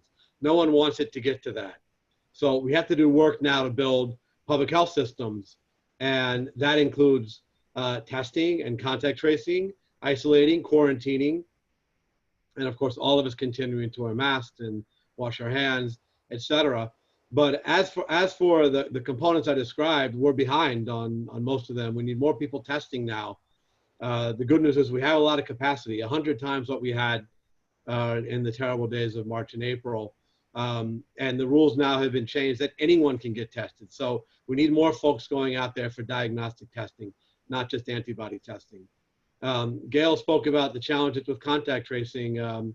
Very good question from Cormac on that. And only 1/3 of the people who get positive tests are sharing contacts with the contact tracers. And the program's not going to work unless we improve that. And so you, as a community board, as leaders who have credibility in the neighborhood, we need you out there spreading the message that if people get a positive test, they need to take the call from the contact tracer, share their contacts, so that they can protect their family and the neighborhood and the city. There's privacy protections and data protections. People really do need to do this, and we need you out there making that case. You know, the virus is spreading in Manhattan largely because we all live in tight apartments, overcrowded apartments, and we know that's how the virus spreads.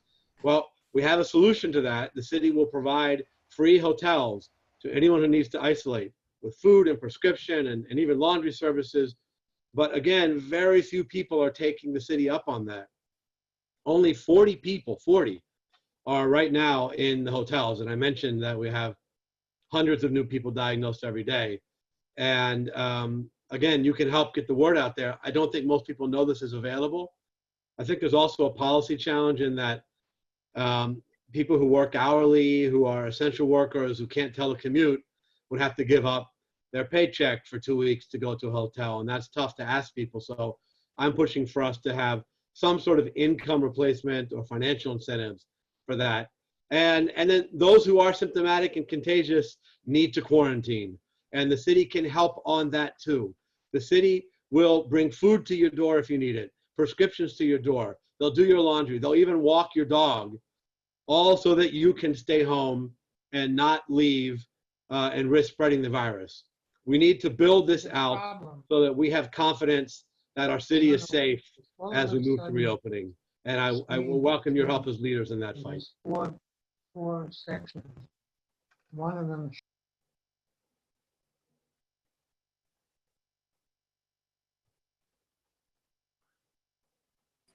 Carter, you muted. Thank you. Coral, looks like we have a question from Coral.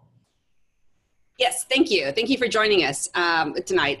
I'd like to suggest, I cannot find a centralized source of all the information that's updated daily for New Yorkers about the tests, about the services you've just described, about the accuracy of the tests. I mean, it's sort of like, you know, Zoom cocktail conversations every day as to what we're supposed to be doing or not supposed to be doing, even for people that are informed. So I don't know how we can expect the general public to understand how often they should be testing, which tests they should be getting, what they should be expecting to get. I went to get tested. I was shocked to be antibody negative, but then I told everybody, and nobody I know has tested positive for the antibody test. It starts to be like, okay, is that, you know, and then you start reading up on that. It's just the information. And I heard today on the, you know, the Department of Health actually said, you know, they're still trying to learn a lot about the tests. It's confusing. And I recognize that we're learning things still every day, but sort of, it's hard to tell people to go get tested when we don't even know what the tests are telling us. And if you go and get a test that 2 days later, the test may be different. I mean, it's sort of, you know, people don't have a lot of free time. People are kind of, you know, everyone wants to do the right thing, but it doesn't really seem to make sense, especially if you're saying 30% of the tracers. It all sort of seems like an exercise that may or may not be helpful, but we need more regularly, like one centralized source of all the information for New Yorkers, for New York, people in New York City. Because if you go online right now, you just see deaths and mortality on, I just right now Googled, and the one that's centralized just gives me deaths by borough and milestones. That's not helpful right now. You're right. We need to get better guidance. I'm going to put, after I finish, a couple links in the chat. I've been preparing some of this guidance, particularly on how people can stay safe and manage risk as they move outside to public gatherings, whether protests or picnics or cafes. On the tests, the uncertainty is more on the antibody side. And really, there's no real personal medical imperative for someone to give antibodies. The best reason is because you want to donate plasma. So I had the virus. I then got a positive antibody test. And on Monday, I was able to donate plasma. That's a great reason to get the antibody test. But otherwise, it doesn't really tell you enough with confidence that you would say no longer need to wear a mask or presume you have immunity. Really, you shouldn't make any medical decisions based on an antibody test. But as for the diagnostic test, we're just encouraging everybody to do it. And I think as a rough rule, if you are out in contact with people in public, then you should probably seek a test every 1 to 2 weeks. We do have enough capacity. Yeah, that's really helpful. Yes, we do have enough capacity now where that's possible. It wasn't even a few weeks ago. So that would be my advice to you. And as for the kind of services for quarantining and hoteling, there's also a decent link for that, which I'll drop into the chat as well. Okay, thank you very much. Pleasure. Great, thanks. It looks like that is all the questions. So thank you very much for joining us, Councilmember Levine. It was nice to see you also this morning and tonight. Thanks, everybody. Thanks. And now we're going to move to we had one public speaker, Robert Goldman. Can you Mr. Goldman, can you hear us? I can hear you. Can you hear me? Yes, we can. I appreciate everyone's efforts tonight on these very important. 2 minutes. I appreciate everyone's effort being brought up on these very important issues. We feel strongly that we do not want to take away any of the time or focus and leave the focus on these important topics. So we're happy to leave our thoughts in the forum chat. We'd like to give everyone an update on our revised signage based on last week's positive resolution. We've updated our proposed historical signage that we're going to install at 340 Bleecker Street, our new restaurant, per the community board's request.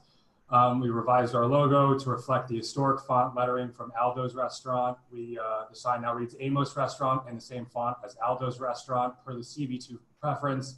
And we show white lettering behind the tubing and clarified the side views and the profile views with the rounded edges and mounting details as requested by CB2. And we welcome any questions, comments now or later, and we'll provide an open line of communication with the community. And thank you guys for doing all the great work you're doing tonight. Thanks. And just for the board, this is in reference to one of the landmark applications, which should be in the package that I had provided the link for earlier, and which Bob had sent out to the board earlier today, I believe. Can I just ask a quick question? I'm on that Yes, committee. go ahead, Cindy. And after the presentation, I went by what is to become Aldo's, and I noticed that there were these very sort of modern side lights that were beside each doorway or window opening. And that wasn't presented, it wasn't part of your presentation at the committee. Is there a reason for that? Yes, those lights were on a previous already approved landmarks drawing. So those are already approved by landmarks and were in a previous drawing that we did with our construction drawing. Thank you. Okay, great. Thanks, Robert. Thank you guys. Okay, and now we're going to go back to our agenda. Just I hope everybody's had a chance to access the full board package and just can see where we are, et cetera. We're now moving back to the chair's report. As you can tell, I was trying to keep the meeting moving. That's been something that all board members have requested, and you know, it's difficult to find the right balance in that. So I just, you know, it's always a challenge, but our meetings have been running much longer, and this is not just limited to our community board. This is a universal issue with all community boards. Our last CB2 full board meeting was Thursday, May 21st. That was 28 days ago. And more specifically, it's been 25 days since George Floyd was murdered. And it seems the time that's so long ago at this point. There have been so many changes in our community, even with the 2 Supreme Court decisions this week. You know, the change is beginning, and I'm hoping that I don't stand alone in thinking that we can keep moving forward with a lot of the positive discussions that are happening, a lot of the we're beginning to see at the city, state, and federal level. There's a lot of fast movement that's starting to happen on things that should have already happened. I think that, you know, when I've mentioned this at a number of meetings and then I stopped mentioning it, and then it was pointed out to me that not all board members had been to our earlier meetings, and just want to reiterate that, you know, that I believe that most of us want to work hard to change some of the underlying systemic racism that's prevalent throughout our systems in our government. And it's something that we can do as a board as well in looking at our own policies and procedures and making them better. And that's, and I'll get to that in a little bit. But like most of the other community boards, I had written some notes for this morning and tonight. It's been a long day for the borough board, but you know, like most community boards in Manhattan, we've been hosting a lot of protest marches. It's been pretty powerful to watch. On Sunday, there were 7 different protests that move within a couple of blocks of my house, and it was amazing to see that level of activity. I think it, you know, goes without speaking that we're watching history happening around us, and particularly this year, the movements. It's been some incredibly powerful comments from board members that I've talked to. We've also borne witness, and I certainly have, to some of the attacks on peaceful protesters, the suppression of peaceful protests, incredible shows of force, of intimidation, the denial of the rights of peaceful assembly, and through that, the restrictions on free speech. At the same time, I've also witnessed some pretty courageous acts from those many are blaming as the aggressors, and I've also seen significant restraint on their part. We're all a community as a city, and we should hold each other, all of us, accountable to the basic fundamental principles of humanity, even through the times of disorder. You heard Anthony Drummond allude a little bit. We had over 100 storefronts that were damaged and destroyed. People live in those buildings, and this was primarily on University Place in Soho and NoHo and a few other areas. As a result, many of our businesses that were planning on reopening, that can reopen on Monday, are all boarded up. And many of those are boarded up that have damage behind the plywood, and many are just boarded up. And, you know, fortunately, today I saw quite a bit of that plywood coming down. I hope that that continues. But we're really in a very interesting place in our community, dealing with a lot of different concurrent issues. And that's also, of course, on top of COVID. And so we're really, when we look around at each other, everybody's facing so many different issues right now. And it's something I just hope, you know, people keep in mind and have the patience with each other, you know, with everybody in the community in moving through all of these different issues. And on top of that, people have their own personal issues, dealing with their work, dealing with their children. You know, it's really a tremendous number of different things that everybody is facing. As far as we've had a pretty busy month for the board. We started off with the reopening working group, and you know, we saw the culmination today of the announcement of some of the beginning steps of implementing outdoor dining. I think I was just somebody texted me during the meeting that the governor is implementing another executive order today, making licensees responsible for all the social distancing within 100 feet of their premises. So that should be up on the governor's website with the fuller details, but just so everybody knows that there's, you know, clearly he's listening. There've been a lot of complaints, but at the same time, you know, the restaurants for our community are incredibly important to our future. And so finding a balance in there is something that we're going to have to work through in the next few weeks. I think that Borough Board meeting this morning, we had a presentation from the Department of Transportation. There are clearly a lot of issues with the way this program is being implemented. There's a lot of confusion. There's a lot of contradictory information. And you know, that's going to be needed to work through in the next few days or in the next week. We also had a discussion of Brad's bill, which he alluded to, which is in a resolution with reference to the laws pertaining to drinks for delivery and to go. We had a meeting with the Economic Development Committee, heard a lot of concerns from local businesses. One of the issues that seems to continue to remain is the discussions between landlords and tenants. There's a lot of confusion. I think that, you know, as we move into Monday, that's another discussion that for a lot of businesses they need to resolve, but hasn't been resolved yet. So there's a lot of issues with that. We had a great discussion last night in the Schools and Education Committee, which Janine, Mar, and Patricia and Keela had made happen, and was talking to kids about racism. It's on our Facebook page if you want to go back and watch it. It's really pretty amazing. I didn't have a chance to review Janine's resolution, but I hope she's got some details on that in her report. And I also want to announce what I announced at the executive committee meeting, that we're forming a new working group, the Equity Working Group, and that's going to be chaired by Patricia Laria and Mar Fitzgerald. And one of the things that I hope to address is our own institution in CB2 and a lot of our forms and our procedures, and making sure that the discussions that should be happening are happening at the right place and that they're happening every single time. In addition to that, we'll be looking throughout, you know, for discussing other ways of moving forward. There, other community boards are interested in forming a borough-wide group consisting of membership of all the boards, looking at some of the larger issues. We'll have to figure out the balance between what we address in our own working group and how we will represent ourselves within the boroughs working group.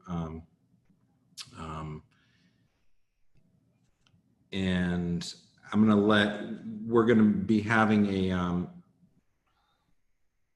under new business, having a letter that's being introduced that was discussed at the executive committee meeting this week. And at that time, I'll allow Mar and Patricia to further talk about the committee and the work they want to do. The first meeting is on June 30th, which is a Tuesday, I believe, a week from now. And I'm going to be announcing the members of the committee at our next executive committee meeting.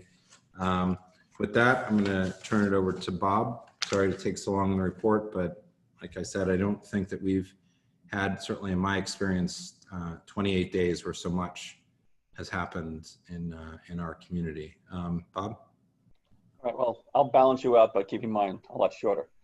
I just want to touch on something that, talk about something that you touched on briefly. On Monday, the phase 2 reopening, which is going to allow restaurants to put tables and chairs out on the sidewalk, and in some cases in the parking spaces in front of their establishments. For the past 2 or 3 weeks, there's been a lot of the phone calls that have come in or emails have been of two types. One have been from the restaurants themselves calling the board office to ask, can I put tables and chairs out? When can I put tables and chairs out? How do I get a permit to put tables and chairs out? And the answer, unfortunately, was right now the city's still working on it. There's no process to legally do that. Sometimes those same restaurants who were calling in were complaining about other restaurants who were already doing it. As other speakers have said tonight, putting them at a competitive disadvantage. And the restaurants that were putting tables and chairs out, and I think I hope everyone recognizes how difficult it's been for the restaurant owners to kind of stay afloat. I mean, or not to sink, to keep their businesses alive. But at the same time, you know, some restaurants be putting tables and chairs out modestly, some more egregiously, some were impacting the quality of life on some of the neighbors. So it was frustrating and disappointing for me when I wanted to follow up with an agency to find out, how do we address this? You know, is it something that can be done? And whether it was the police or the Department of Health or the Department of Consumer Affairs, nobody seemed to want to get involved. There was a reluctance to do any kind of enforcement.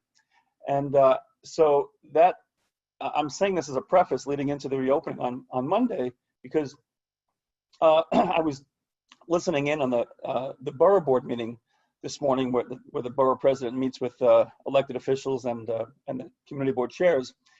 And they had a representative from the Department of Transportation who was talking about this. And I got to say that it was, there were lots of questions, but a dearth of answers. At least that's my take on it. And a lot of the questions were good ones. Councilmember Rivera earlier mentioned that there seemed to be enforcement and complaints seemed to lack clarity. One of the boards was asking about enforcement, and there was no answer for that. There seemed to be a lack of, when she mentioned a lack of consistency across agencies.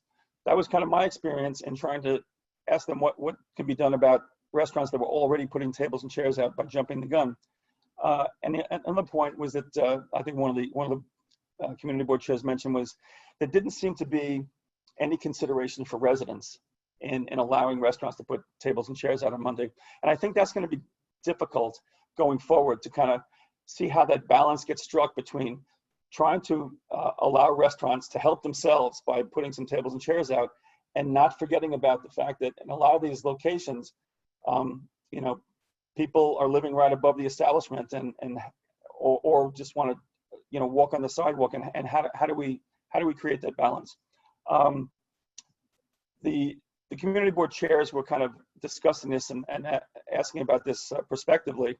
The DOT representative is coming back next Friday to the borough service meeting where the community board district managers meet with city agencies.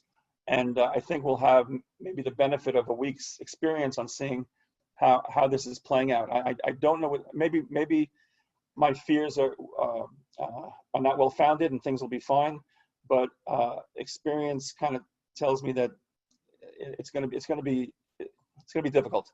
So I just wanted to kind of underline what other folks have been talking about tonight in this forum and others, because I think I'm hoping that our board office doesn't get overwhelmed with emails and phone calls, because I think a lot of people and businesses are going to have questions, and we don't really have the answers right now, but we'll see how it plays out. That's most of my report, just kind of getting that off my chest. But I also just want to mention the city also announced that playgrounds would be opening, and I spoke with Jamal Patterson, the district manager for boards 1 and 2, and he said the playgrounds will start to open tomorrow. They should all be open by Monday, but that's just playgrounds. It does not include basketball courts, does not include handball courts or the bocce court that we have in J.J. Walker. So that's some good news. Hopefully people will maintain their social distance as the playgrounds open. I'm losing my voice, so I'll stop right there. And just to follow up on what Bob has said, Bob's been working really hard on the outdoor dining issues and really fielding phone calls. It's really important in the next week, if you've got issues, to let us know so that we can try and resolve these issues. It's so important that the open dining program works successfully for our local businesses. And if there are issues that are going to jeopardize that, we need to resolve them as quickly as possible so that this program can work. And that it goes without saying, we can't all be in all areas of the board. So we really need to know if there are issues in particular places. There are industry advocates who've reached out to me directly that they want to work as intermediaries between the businesses and community if there are issues. So it's really important. And as all of you know, just looking around outside all of our neighborhoods, the bars and restaurants are incredibly important to our community, and they're part of our community, and we need them going forward to succeed. Susanna, you had a question? Sorry, I just wanted to add one thing to that, which is I think that as a board, to that extent, we can also show leadership and be ambassadors for small businesses in general. I mean, I think it's going to be a freaky summer, but it's only going to be a summer. To the extent that we can help navigate between businesses and residents, I think we could have an ambassador role to help these businesses. I'm not sure I would use the word freaky. I think it may be unprecedented, but Janine?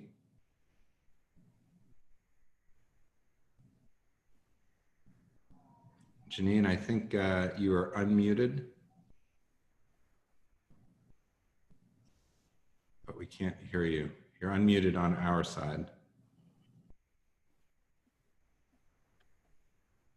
We still can't hear you. And now I just muted you. And okay, can you hear me now? Yep. Okay. Sorry, you're gonna look at my ear. Let me turn my video off. For parks like DeSalvio, where there is a playground and a basketball court, how does that work with opening up the playgrounds? Jamal did not go into that kind of detail, but my guess would be that the playground will be open, but they won't have a basket on the backboard. Yeah, they've probably taken it off. Yeah. Okay, thank you. Great, thanks. Cormac? Oops, I muted myself when I went unmute. Yeah, I just want to say I really appreciate what Susanna said, but I also want to point out to everybody that it's to also think about this more broadly. Like, I think we have an ambassador role to play the other way to some of the businesses to encourage them, to your point, Carter, about we need this to work, we need to be sustainable. We need to encourage them to be doing it in an appropriate and sensitive way. Part of my concern about this initiative from the beginning, or from early on, I should say, not the right beginning, has been that it's been very much focused on how we can help the restaurants and bars, and not, outside of this board, which did some looking at it, but in a larger political context, a lot of thinking about these issues Bob is now talking about. It's about enforcement and the where's it's going to go and the impact on other kinds of commerce and other people and things. And so if we want to make this work, we're going to need to be making sure that we're out there doing some of this refereeing and trying to sort of make it all work for everybody all around. So. Yeah, I think we should save this discussion for the reopening working groups resolution, because it does address the letter that we had sent as sort of a guidelines of what we're advocating for as a board. So with that, we're going to, everybody should have received copies of the April and May minutes by email from Bob in the last day or two. I can't remember when he sent it out. Is there a motion to approve both the April and May minutes? So I see some nodding. Is there a second? I see Donna and Dan both nodding and first and seconding. All right. So the April and May minutes are adopted or approved, excuse me. Moving on to the standing committee reports and other business. We're going to start off with Chenault for landmarks and public aesthetics. We have two resolutions. The first is 340 Bleecker Street application to install a bracket sign replacing historic neon sign for the ground floor storefront. That's the former, for people old enough, Aldo's restaurant on Bleecker Street. And the resolution with a good deal of discussion with the applicant was that they will, as closely as possible, reproduce the Aldo's sign, of which there is a black and white photograph. And the recommendation is to approve of the resolved version, which is to copy that sign. And it was unanimous. The next address is 160 Prince Street. The applications to remove existing storefront windows and install a new storefront infill. This became terribly complicated. They're asking to, at the corner of Prince and Thompson, in the bays that face each street, to take out the infill that's there, which is non-historic but of some duration, and put in the usual French windows that open with all the attendant problems of aesthetics and operation. And we were not prepared to, in general, we try to discourage more of these. It came about because Carter was there and was able to be a resource, that they had specifically said in a stipulation not have and not request such windows. The historic photograph showed a very high, waist high or so, bulkhead with what appeared to be French windows. We would assume operable because of the era, and the resolution was to abide by in consideration of the liquor license restriction, that we would approve something patterned after the historic photograph.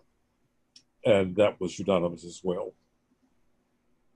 It's a good example of how we will work, and I think we'll be more conscious to check with the liquor people that some things come up, that we go back to be sure we're not, in a sense, contradicting the decision of the board already. Thank you. Is there any discussions on items 1 and 2?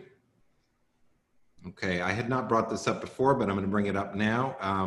As far as for our voting procedures, what we've been doing for our last several full board meetings is moving all, if they're without objection, moving items where they're into an omnibus vote so that we can have one larger roll call vote at the end. If anybody would like to call out at any time to have an immediate vote on any item, if there's any controversy as far as any changes, we can clearly work, do that right at the moment. But is there any objection to moving items into an omnibus vote and having a single roll call at the end? Okay, great. So is there any objection to moving items 1 and 2 from landmarks into the omnibus vote at the end of the meeting? Okay, I see some thumbs up. I don't see any objections. Okay, thank you, Chenault. And moving on to SLA licensing 1 and 2, there were 2 separate committee meetings. Bob or Donna? Sure, I'll go. Okay. So we had 15 applications. Of those 15 applications, we heard 9 and have resolutions. All the decisions by the committee were unanimous. And then the last resolution, number 10, was reviewing Brad Holman's bill, takeout bill of liquor from bars, restaurants, and such. So I'll go through each one and kind of just give you a quick 1-2 on each application, and we'll go from there. So number 1 is, sorry, there's a lot. Number 1 is Spring Cafe. This is a restaurant wine application for like a plant-based cuisine cafe on West 4th Street, or 14 West 4th Street. Deny unless stipulations, again, unanimous. And for anybody who is new to our community board as a member, when we speak about deny unless, that is essentially an approval or a recommendation to approve the license. And then, so that's deny unless, even though it might be a little confusing, we deny it unless you agree to the stipulations, which they do, and then it's really approved. Okay, so number 2 is 113 Mulberry Restaurant, DBA Minero's Pizza. This is an on-premise license to operate a restaurant and a bar in not Meatbag, but Little Italy area. Again, there are stipulations, unanimous decision, deny unless. Number 3 is Takeshi Sushi, 28 Grand Street. This is an existing restaurant wine. This gentleman has been operating for a couple of years, and he wanted to upgrade to an on-premise license from restaurant wine, and the committee was in agreement. He basically kept the same method of operation that he currently has, and had a pretty good understanding and explanation for why he needed the on-premise license. He's an existing business owner in our community board. So that's deny unless, unanimous, 11-0. Number 4, WSA Cafe. This is a 18th Avenue. This is a cafe in the Gansevoort Hotel. They had been to us a couple months ago with a restaurant wine, and now they needed the on-premise license for the location. It was a deny unless. All the same stipulations that existed a few months ago were agreed upon for the on-premise, and that was unanimous, 10-0. Number 5 is Maleska LLC, 13 Little West 12th Street. This is also in the meatpacking area. We had a number of meatpacking applications. So for a very large restaurant in a location, it's had some issues. It hasn't been the most successful location, and there were concerns about the restaurant turning into something else. But ultimately, we agreed, and the applicant agreed to, a compromise in terms of stipulations, and it was deny unless. So an approval, a recommendation to approval with the stipulations in place. Number 6 is Felix Green Street, Soho. This is Felix Roasting, 104 Green Street. This is a location that's never had a license before, whether it be restaurant wine or on-premise. It basically was for a small cafe, and they wanted an on-premise license. The committee voted against recommending, so it was deny resolution and recommendation to the New York State Liquor Authority. That was unanimous, 11-0. Hyundai Motor America, number 7. This is a luxury car showroom. It's a very large location, multiple floors, never been licensed before. They want an on-premise license to operate their showroom, and they have a small restaurant and an outdoor deck. The community was able to get together and worked out a very extensive list of stipulations, and it was agreed to. And so that was to 9 less by the committee, again, unanimous, this time 11-0 for that application. Number 8 is Restoration Hardware. This is another very large application in meatpacking. This is basically to operate a restaurant on the rooftop when when it's really a design or display store for their furniture. The folks in the meatpacking area were not happy with the full service restaurant on the rooftop. There's been all sorts of issues with this one. Anyway, this application, just so everyone's clear, it doesn't say it, and so I'm gonna have to change it a little bit. It's not just asking for a permanent, the permanency, it's asking for a permanent change or alteration with the rooftop, but it's also asking for temporary for the, over the summer. And so because our recommendation, it would be the same whether it be temporary or, on a permanent basis, the recommendation from the committee was to deny the application. Again, unanimous. Number 9 is Bagatelle Downtown, 653 Hudson Street, AKA 18th 9th Avenue. This is in the Gansevoort Hotel. This was, used to be Provocateur. So this space is unusual. It has a retractable roof.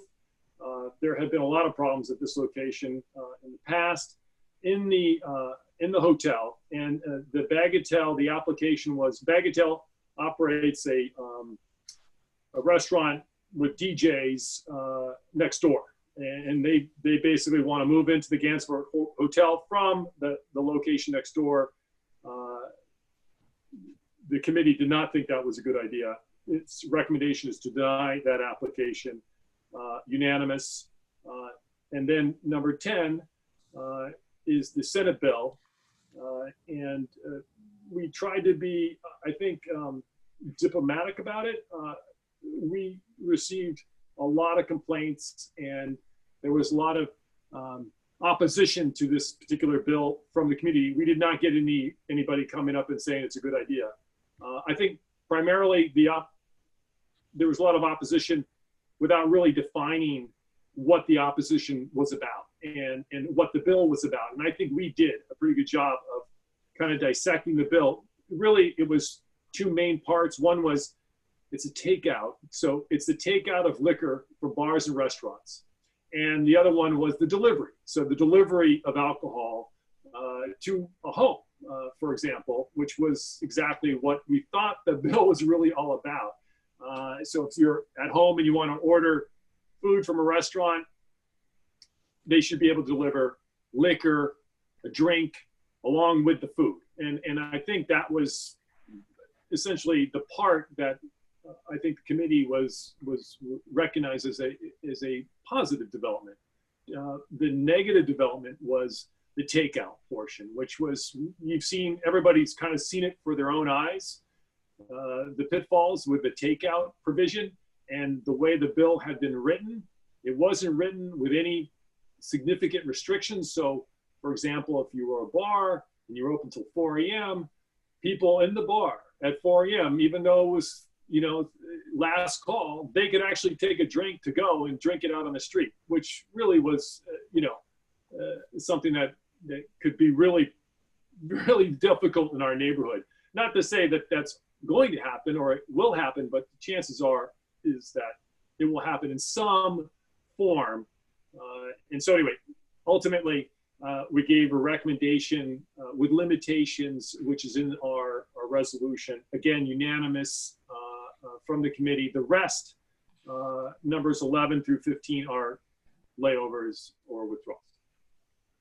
And just for clarification, so number 10, that resolution is going to be directed to Senator Andrea Stewart-Cousins and Senator Hoylman, yeah, and whoever the head of the committee is who's overseeing it. Is that correct, Bob? Yeah, of course. It doesn't say it, but that's who will be. we'll be sending it to anybody who wants to see it. How's that? Yeah, yeah. Well, can we just Those make a note folks- of that so it just doesn't get sent to the liquor authority, because the liquor authority. Oh, no, yeah, no, we'll make doesn't sure it review goes the to the right people. legislation. So if you could just make a note of that, Valerie, for Florence, that would be great. And then the other was on number 8. You said that you're going to be amending that to also include the temporary application that was submitted to us, right? You're going to amend the language on that resolution to include the temporary application as well? That's the plan. Okay. And is there any other discussion on any of the items, on items 1 through 15? Susanna. I just two small things. On number 6, what are ABV cocktails? Hold on a second. Let me just, I got to scroll down. That is the strength of the alcohol. Okay. And on number 8, Thank you, RH on whereas number 4, I'm wondering if that's a typo. It says 9 to 12 p.m., but do you mean 9 to 12 Yep. 9 a.m.? Thank you. Typo. Thank you. Thank you, Donna. We'll fix it. And William. I think we should discuss number 10. Okay, so you want to call out 10? Okay. William, did you? Yeah, yes, thanks. I had a question on number 10. Was there, looking at the State Senate website, it looks like. Before we get to your question, we'll call it out. Is there anybody else want to discuss any other items or anything else? Okay, so we're going to move number 1. Well, let's discuss 10 before we move anything. So let's have discussion on number 10. William? Yes, thanks. Was there any, looking on the website, it looks like it's supposed to suspend the rules for takeout alcohol and delivery for 2 years. Was there any discussion regarding the length of time in that bill, and any suggestions, should there be an alteration for how long that stays in place, perhaps shorter? Well, basically it said 2 years after. And people can correct me if I'm wrong, but it basically said 2 years when this ends in October or end of October, or when the pandemic issues resolve. In other words, when the governor's edict is no longer applicable, at least, or when it's withdrawn. So it could be longer than 2 years. And okay, so it's the sooner of. Yes. Okay, thanks. It's the latter of. Is that correct? No, I'm sorry, the latter. The latter of. The latter of. Yeah, yeah. Which is why we recommend it wouldn't commence until the edict is over or October 31. Okay. No. Okay, thank you. But we're recommending 1 year. We're recommending 1 year from when the edict is over. That's right. As opposed to 2 years from when the edict is over. Okay, I missed that in the materials. Thanks. Yeah, it's the last bullet. Lois. I don't know. Can you hear me? Yes. Okay. Well, it wasn't brought up in committee, but I was just curious, and maybe a restaurant owner or bar owner of the community board to get a delivery to your address with alcohol, food and alcohol, does the delivery person have to be 21? Because I know you have to serve drinks at a bar and restaurant, you need to be 21. Did you hear me? We heard you. Okay, good. Any comments? Rocio, What did anybody? Well, whatever the current law is in terms of the service of alcohol, okay, would be in place. That's not, we're not saying that anything should be different than it currently exists in terms of the service of. So if you have to be 21 or older, then yes, the answer is yes. Wait, This is to bring I think the age is 18. Yeah, just guys, I'm not here to define what the current law is, because that's really not what the bill was about. It's just about whether it's takeout or delivery. If the current law is what it is, it's going to stay that way, at least in terms of delivery. We weren't really analyzing that aspect of the delivery. The Lois, as you know, the liquor laws are highly regulated, and I believe that for delivery, there's a whole procedure in place. Not anybody can just deliver. It's goes through a whole process. I think that the vehicles have to be registered with the liquor authority and further. Brad's it's bill not had- it's not a straightforward. Yeah, Brad's bill had all sorts of things about cars and delivery, which really doesn't have any application to us living in our community. Ours would be different. You're right. It would be a delivery person. Okay. Thanks, So Lois. whatever the obligations would be for the cars would be the same for the people. If they, you have to be 21 in a car, you have to be 21 when you deliver. Okay, thank you. Chenault? Has any consideration been given to the impact on liquor stores and wine shops and all of this? And the accompanying question is, are bottles included in this? Yes. I believe You mean like they are. bottle of wine? Yes. I mean, you can do that now under the current, which this is extending what you can do now. Now you could go in, and if your local place is selling a bottle of wine, if they're choosing to do that, I would think that this would be the same thing. So it could very much impact liquor stores. Yeah, Chenault, that's a great question. From what I've read, this isn't going to affect what most people would drink at home. It's a better deal, and it always will be a better deal to purchase that in a liquor store. But what it has allowed is for higher end businesses and restaurants to actually liquidate some of their high end merchandise. So if you've got in your wine cellar at a restaurant a very valuable collection, it would allow you the opportunity to sell that to others that you wouldn't otherwise be able to do without liquidating it. It's a complex, but you're not going to, a lower price bottle of white wine is going to be cheaper at the liquor store than it ever will be from the restaurant. And to be honest with you, Chanel, that is a good question. Now, we did not really talk about bottles of wine. We talked about, alcoholic drinks and mixed cocktails and things of that sort, which the restaurant could be well known for. It's just a question of equity of small businesses in the community. That is why, I'm sorry. Go ahead, Susan. That is why we recommend a relationship between the sale of an alcoholic beverage and food. We don't want it to be a source. There has to be a significant sale of food going on, so that the alcohol is only an accompaniment to it. And the fact that you've got to spend on food really is a deterrent to just wanting to get alcohol. So it wouldn't, if somebody wants alcohol, they're going to go to a store that sells it by the bottle or unit. But I would also say that it is true that, to a certain extent, in the end, if people, it might mean that people, they order the wine or the liquor with their meal instead of saying, let's order the meal and let's go out and buy the bottle of wine or liquor. On the other hand, there are many people who will probably order the wine or the liquor because they can get it all at once, who wouldn't bother to go out and get it if they had to make do two things. So it's hard to parse, but going back to what Bob said, Chenault, I don't remember, somebody might correct me, we didn't really take that up or look at it. I imagine that the SLA, though, might, if they're asked to comment on this, because that is part of their charter. Coral. I just wanted to share that what's actually happening, because a couple of weeks ago around 4 o'clock in the afternoon, I ordered food through an app, and what arrived was 3 very nice bottles of wine and no food. So this is so Soho.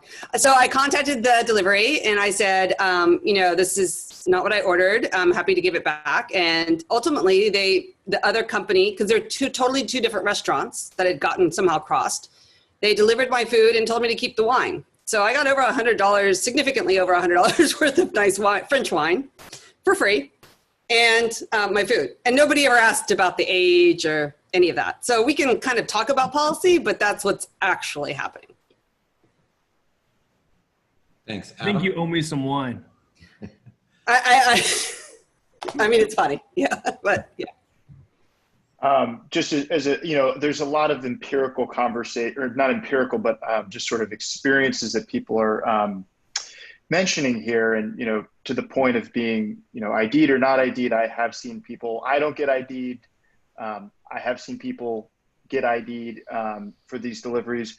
But I think what I would look to see in a resolution like this that specifically comments on public safety and public health would be more scientific substance around the data as far as the current trends and the public health or public safety impacts of those current trends. Because my concern with the resolution as it is that it feels too much like an opinion to me, and I would have trouble supporting it unless it had more facts as far as the data and the trends, and then scientific studies that outline the ramifications of those trends. Okay, thanks, Adam. William?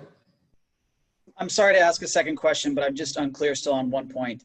So if someone wants to go order food plus a bottle of wine from a restaurant and walk over and grab it themselves, are you suggesting that that not be allowed because you're only suggesting they should have delivery and no takeout? Like a sealed bottle of wine would also not be allowed under the committee's suggestion? Well, the answer is the takeout portion has a lot of pitfalls in it. Okay, so the answer would be, at least in terms of the resolution, that would not be in agreement with that particular hypothetical. Okay. My only concern was with that is, if I'm going to order a bottle of wine and a meal, I would rather walk over and get it, because then I'm not paying a third-party app, which is taking away from some of the profit of that restaurant. So I feel like if it's a corked bottle of wine that's not opened, that at least doesn't pose a problem. It's a completely different situation than a cocktail with no lid on it. So most people may not realize this, but all on-premise liquor licensees can sell beer to go in a closed container, number one, and you can also take a partially finished bottle of wine if it's corked and is placed in a bag of some sort and stapled or some other type of closure. So if you haven't finished a bottle of wine, so that's allowed currently for all licensees. So beer is actually not covered technically under this unless it's poured into a to-code container, but a sealed can or bottle of beer, any licensee can currently sell that. Susanna? Hi. Gosh, there's a lot of work to go through. I want to ask a question before I make a comment, which is, so does this resolution, it does not support the sale of alcohol unless it's delivered to someone's house? So like I can't get a drink at a restaurant to grab and go unless it's actually delivered to my house. Am I just understanding that correctly? Yeah, that's correct. So I think that that's problematic, because I think that this means that only restaurants that do delivery can do this. And what about all the restaurants that can't? I think I support this resolution except for the first, whereas number 7, except for the first 2 points. That's what I would say. I don't support those first 2 points. I don't think. And just for clarification, this is right now, this is through October, whenever the governor stops the order. This is an extension beyond that of provisions. So it would be after I don't know what to call it, the pandemic over. So up until, it's not for the current time period while we're going through this. This is not to amend the current. Brad's bill is an extension after that time period ends, just for clarification. No, that's hugely helpful. So that would not cover this summer. Correct. Thank you. Okay, I can support this then. Rocio? So my comment is just for clarification. The current law that allows restaurants to sell takeout alcohol already requires that food be sold with alcohol. So I don't remember who raised the point, but it's already a requirement. You have to sell food in order to be able to sell alcohol and beer and wine, whatever it is, to go. Thank you. And that's, and many businesses have a sign prominently displaying that and will not let you purchase without it. Cormac. But just for clarification, that could be a bag of peanuts. So you could have, 12 drinks in a bag of peanuts, and that would satisfy the law. So that's why we increased it to the 50%. Okay, Cormac. Right, and so one quick point to, I'm speaking in favor of the resolution. One quick point to Susanna's query and question. As you said, Carter, Brad's bill extends it after the end of the governor's declaration. The governor's declaration currently ends in September or October. But remember that assuming that the COVID has not completely gone away in September, October, it is extremely likely the governor will simply sign an extension of that for several months. So this would start whenever that extension ends. So just, so we're all clear what we're talking about. I wanted to speak to, I thought that to the point I think it was Adam or somebody made earlier about the data-drivenness thing. So I'm a big fan of data-driven effects, but I think we need to remember our part in this process. So the legislature has research input and support and resources that they go to for the data. As one of the things that the SLA does professionally and things. The community board, when it comes to liquor matters and liquor licenses, what we're specifically being asked for is our opinion. Is our opinion based on our lay knowledge as community members about what the impact might be on our community, and not to provide expertise on the logistics or the other sort of things, only the expertise based on what we as people living here have experienced and that we see and what we're concerned about. So I really think Adam made a great point about how legislation needs to be data-driven, things like that. But I think in this case, I would speak for this resolution because I think this is appropriate. The other thing is I think that there was another thing that I don't remember. I think maybe it was William that you raised it, which was about the cork bottle thing. To Carter's point, the reason why under current law, restaurants, when you leave restaurants, you can take an open bottle when it's sealed up and take it home like a doggy bag, but they can't just sell you a bottle, is specifically going back to Chenault's concern about protecting liquor stores, right? Wine and liquor stores. And that was something we specifically talked about in committee, at least to my memory. Other committee members might want to speak to this. And our concern was the kind of things that we're seeing out there right now, which is that people will just get a bottle of wine or a half bottle of wine, and they will simply go out and open it and sit on the stoop outside. This is, one of the things that we were concerned about the takeout option about it. So just right or wrong, that was, I think, something part of the reasoning, at least that I understood it. Just want to put that in there. I will vote for this. Thank you.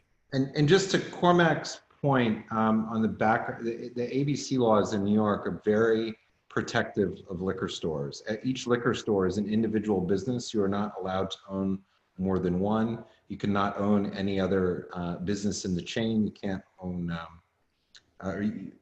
you may be able to own a bar or restaurant, but you can't be a manufacturer. They're very stringent. Every single liquor license in the state is generally contested for on-sales premises by the adjoining premises. They monitor all the sales. It's a very involved process, and it very much protects the individual owners because they're viewed as very small businesses. And if you look in the papers in the last month, there was a big case with I think it was Total Wines and Spirits that was sort of challenging that, which came in as a big bulk dealer from some other state. I don't know all the details, but it's very specific in protecting that industry in New York. So that's why I think people bring it up regularly. Adam, you had another?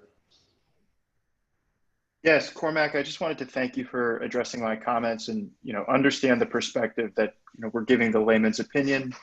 I guess something that I'm thinking about, Bob can consider it, would just be maybe changing the verbiage to reflect that, it may impact public health, it may impact public safety, rather than making a statement that, does seem like more of a technical assessment rather than a layman's opinion. Great, thanks. Eugene.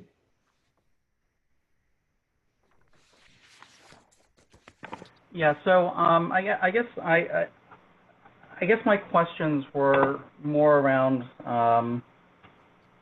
the parts about we've been talking a lot about the wine and the things that compete with the liquor stores, but I guess what is the issue, I guess, with the cocktails specifically? And the reason I ask is because I've just seen restaurants get kind of more creative in delivery, like in the last couple of weeks, I guess. They're trying to make delivery much more palatable. So I've seen, like the Minetta Tavern offer like, several cocktails, like 2 or 3, like more than 12 ounces of cocktails, I guess, in a single bottle.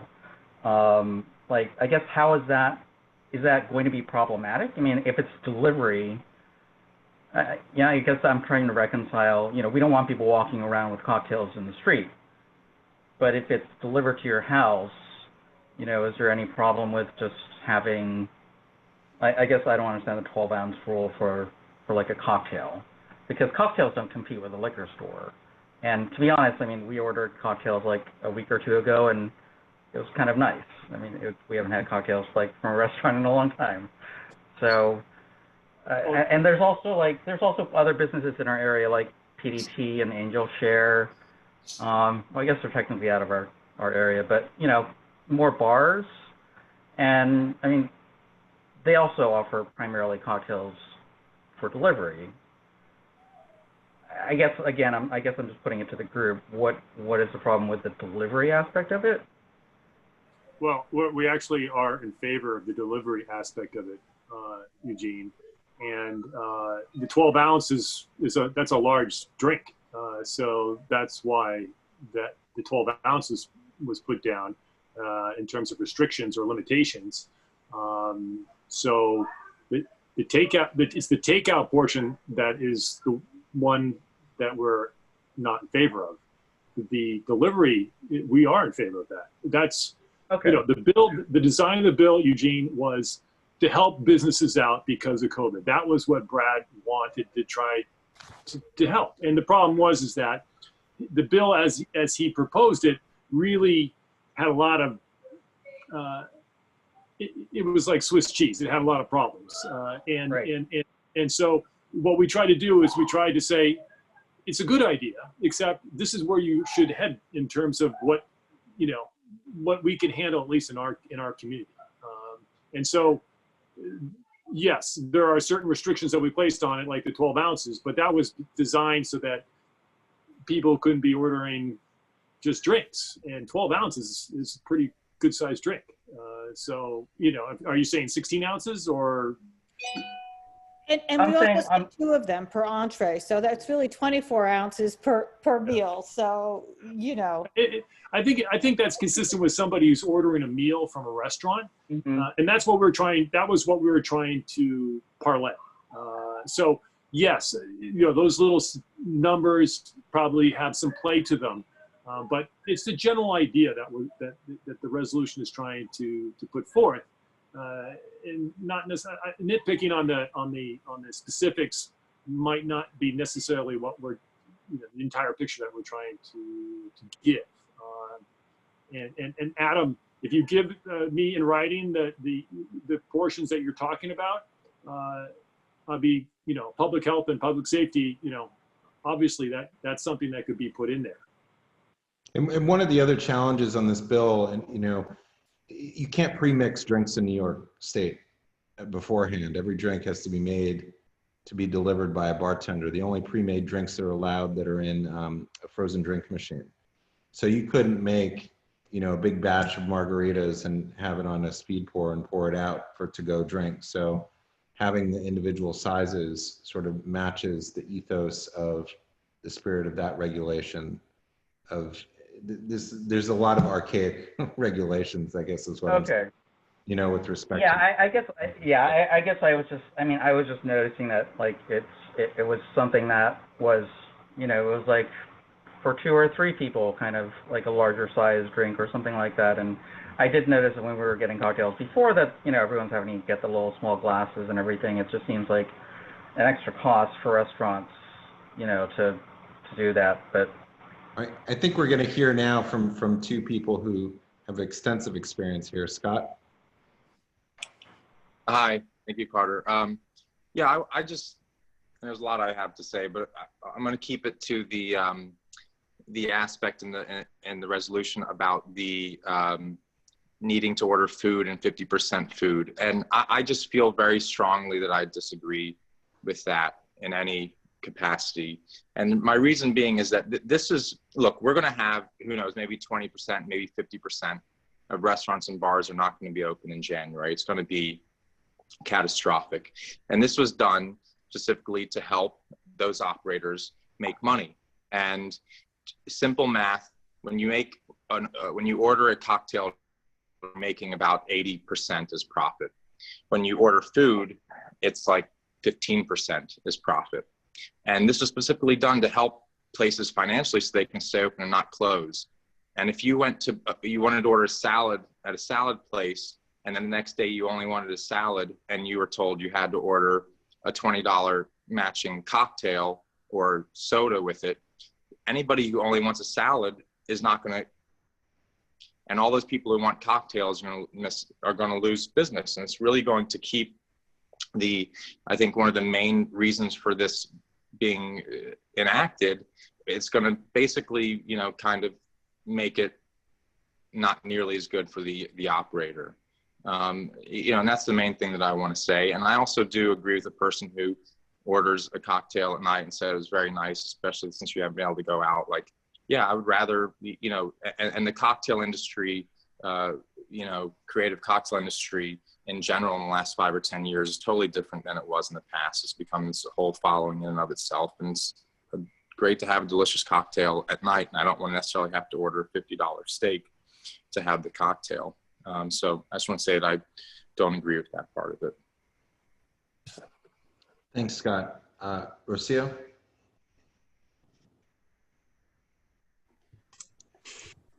Okay, regarding, I don't know why, but this has been for a few years now, Community Board 2 constantly finds the way to curtail the businesses of the restaurant businesses and liquor licenses.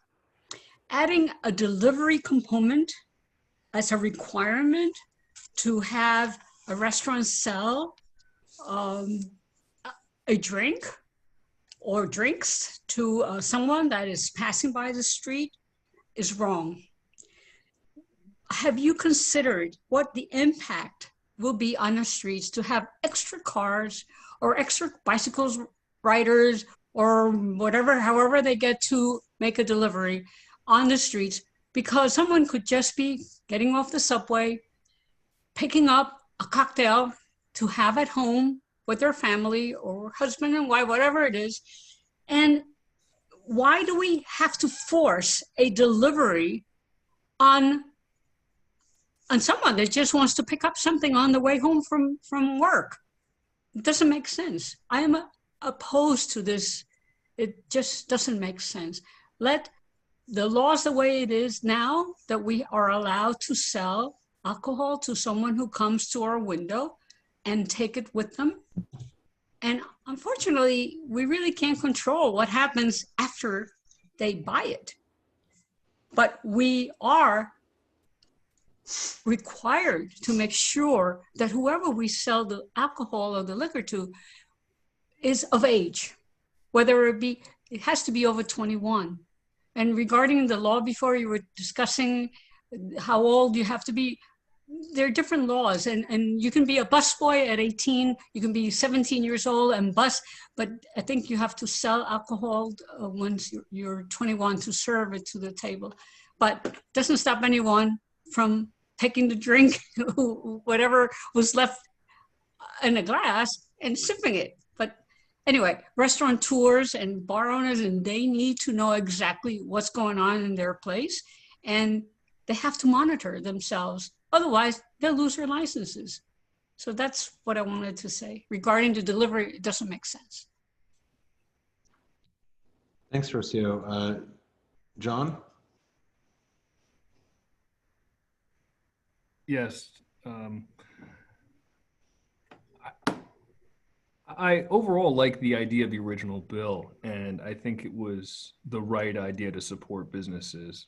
Someone mentioned it's like Swiss cheese, and I don't know if we should, fill those holes or maybe allow it to ripen to see what happens. Brad's quite responsive to the community, and so I don't know if we have to go too far in imposing restrictions at this point. I don't see why you would put a restriction on the amount of alcohol that could be delivered at someone's home. I mean, there's already at delivery apps. So alcohol delivery apps. So I would presume if someone's really trying to booze up, they would just go for those. But to impose an additional cost on people, I don't know if that does, and especially given the margins that I think Scott had mentioned. And then I'm not sure where I stand on the takeout should be allowed. To me, it seems like the last speaker had mentioned, we're putting a burden on businesses that'll be struggling. And again, maybe it's best to not have the heavy hand of government, put such restrictions on at this point. And so I just kind of putting my thought out there, and if anyone wants to speak on any of those issues. Thank you. Just to make it clear, this has nothing to do with what's going on currently. The law allows it now. This has to do with what's going to take place after October of this year and the 2 years beyond that. That's what we're talking about. And let's just be realistic. What happens in the next couple of weeks is really going to, we heard Brad come on earlier and say there are going to be modifications to the bill. That's right. And if things are figured out, I think there's going to be a lot less concern. A lot of this is, we're not even in phase 2 yet. Katie?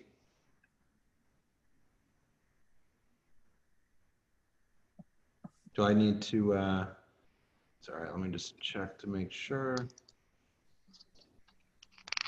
Katie, can you hear? Just that I was unmuted. Can you hear me now? We can. Oh, that's great.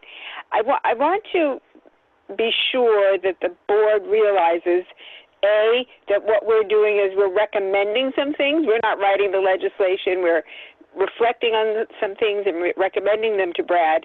And that we had a lot of comments, both from the public and from our committee, about the problem with the drinking on the street. The liquor license holders are not in control of what happens when the people have the drink on the street.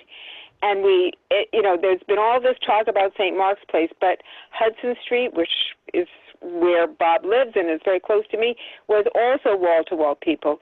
And we were trying to address this extreme public health problem that was being created by the patrons who were not following any of the guidelines once they have the drink in their hands. And that was our concern, the public health and safety concern that we were pointing out to Brad, and Brad has already seen it with his own eyes. And as we are hearing, he's trying to tweak, change, amend the language to address that particular problem.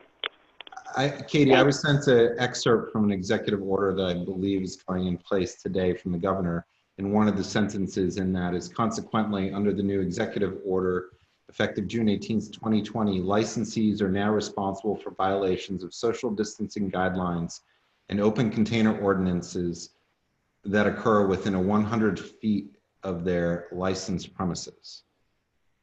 Which is, I think, Carter, a great response to what we were saying. We were saying this is a problem, and the governor is agreeing with the committee's observations and recommendations. But so I thank think you. to Rocio's point, that's addressing the issue and why, I'm just putting it back that why shouldn't people be able to pick up a drink and go? Because if they consume it within 100 feet, the business is responsible. If they're not social distancing, if they're hanging out, the governor is trying to do what the intent was, which was Scott was pointing out, which is to help it's a difficult issue, but we're still in the middle of it. We're all trying to help the businesses, but it's a two-way street. And some businesses are more responsible than others, but the irresponsible ones have raised a huge alarm. So we, as Carter says, things are always still evolving, and I think that's what we're trying to do, is just get them to evolve in the right direction. I've got 5 more speakers that I see have their hands raised. I'm sensing, even though I can't quite see everybody because we're not in a real room, the patience is running a little thin. So I'm just going to note that. Joe? We can't hear you, Joe. If you unmute yourself on your phone, you're unmuted from, you're unmuted, I think, from. Yeah, go. We still can't hear you, even though you're unmuted on our side. He says go on. Oh, okay. Go on. All right. Matt. Oh, I want to clarify one point. COVID or not, I could get a bottle of liquor delivered to my apartment at any point. But I think this bill is, this resolution is really well done. I commend you guys. It's a little prescriptive. Really shouldn't be one to talk, but great job. Thank you. Thanks, Matt. Chenault? An amendment, I suppose it is, that pickup be permitted. I don't have the text before me, so I can't give a wording, but you're proposing that the recommendation that pickup as well as delivery. Okay. So, and am I correct that that's a modification of what's been proposed? And Bob, is that a friendly? No, that's not, because pickup is basically takeout. Okay, and that's where it's causing all the problems, is the takeout portion of it. And so Chenault, that would not be friendly, even though the hypotheticals that are being provided are somebody coming home from work and wanting to pick up a meal for his family and having a couple cocktails. That would be consistent with somebody getting a delivery. But the problem is that it's a slippery slope. The takeout allows people to just take out and go where they want to and drink it ultimately where they want to. And that is what the committee, that's where the problem was. And that's why we've gotten so many complaints. So that I understand what you're saying. I'm not sure how we can fit that in. Okay, so that's a no. In November. Well, I'm not proposing it as friendly then. There are 2 reasons. One is our concerns of the establishments, the restaurants, and we're putting a burden on those who are willing to go to the restaurant, probably resulting in greater tipping for the restaurant employees. So it's all about supporting the restaurants. So I'm sensing that this is going to be called out to be voted on now, so everybody will have an opportunity to vote on this as needed. Procedure. John? My understanding that this legislation's all for when the governor's executive order is lifted. But the concerns, it sounds like, that were raised in the meeting, and again, I wasn't present for, largely dealt with people congregating in the streets and causing concern for social distancing. I assume the order will kind of lift after these concerns have abated, meaning with regards to the social distancing through vaccine or what have you. So are we introducing a protection for the community, specifically for the takeout part, for something that's not going to be really of a concern when this finally goes into effect?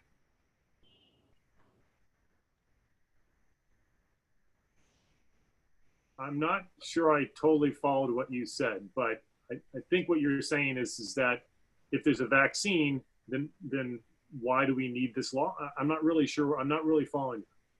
I'm sorry, I'll try to clarify.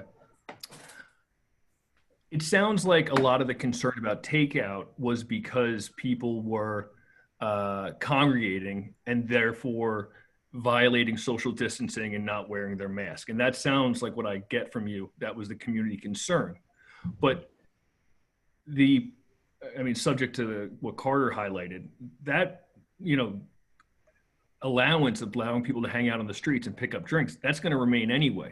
only when that goes away and your Brad's rule goes into effect, like it doesn't matter at that point if people are not social distancing, because you would think it would, the social distancing concerns would be no longer present really at the time that this finally goes into effect. Yeah, like the social distancing part of it is a concern right now. But in terms of there being other concerns besides social distancing, there were plenty of other concerns. And the other concerns are you can basically take your drink out and go wherever you want. And that's kind of what's happening now. People are drinking, whether it's on the street or they're taking it somewhere else. And we're getting lots of complaints about people drinking on the streets. There being no bathrooms, people urinating at locations where they shouldn't be, and things of that sort is going on because the restaurant bathrooms are open. But this is not just about social distancing. This is about a rule that currently is not allowed that will then be allowed in the future. The executive order does not change the open container law, which is being violated left and right. Cormac. I would like to ask a question. So Tom, yes, you haven't raised your hands. It's nice to see you, Tom. Well, I'm Go not ahead, quite Tom. sure The top of the raising my hand, but I want to comment though, because I've missed most of the meetings and I can't really vote on this question, but I would say if I were there, I would be supporting Garcia and the other people that are against this motion. I feel it's the wrong thing to do. Hey Tom, can you move your tablet so that you're very muffled? Of most of these votes, but I think it's just not the right thing to do. Thanks. Hey Tom, we weren't able to hear you because you were very muffled. Can you repeat what you had said?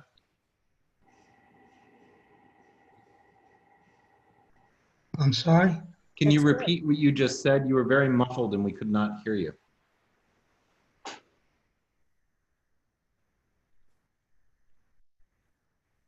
Oh. Did we just lose Tom?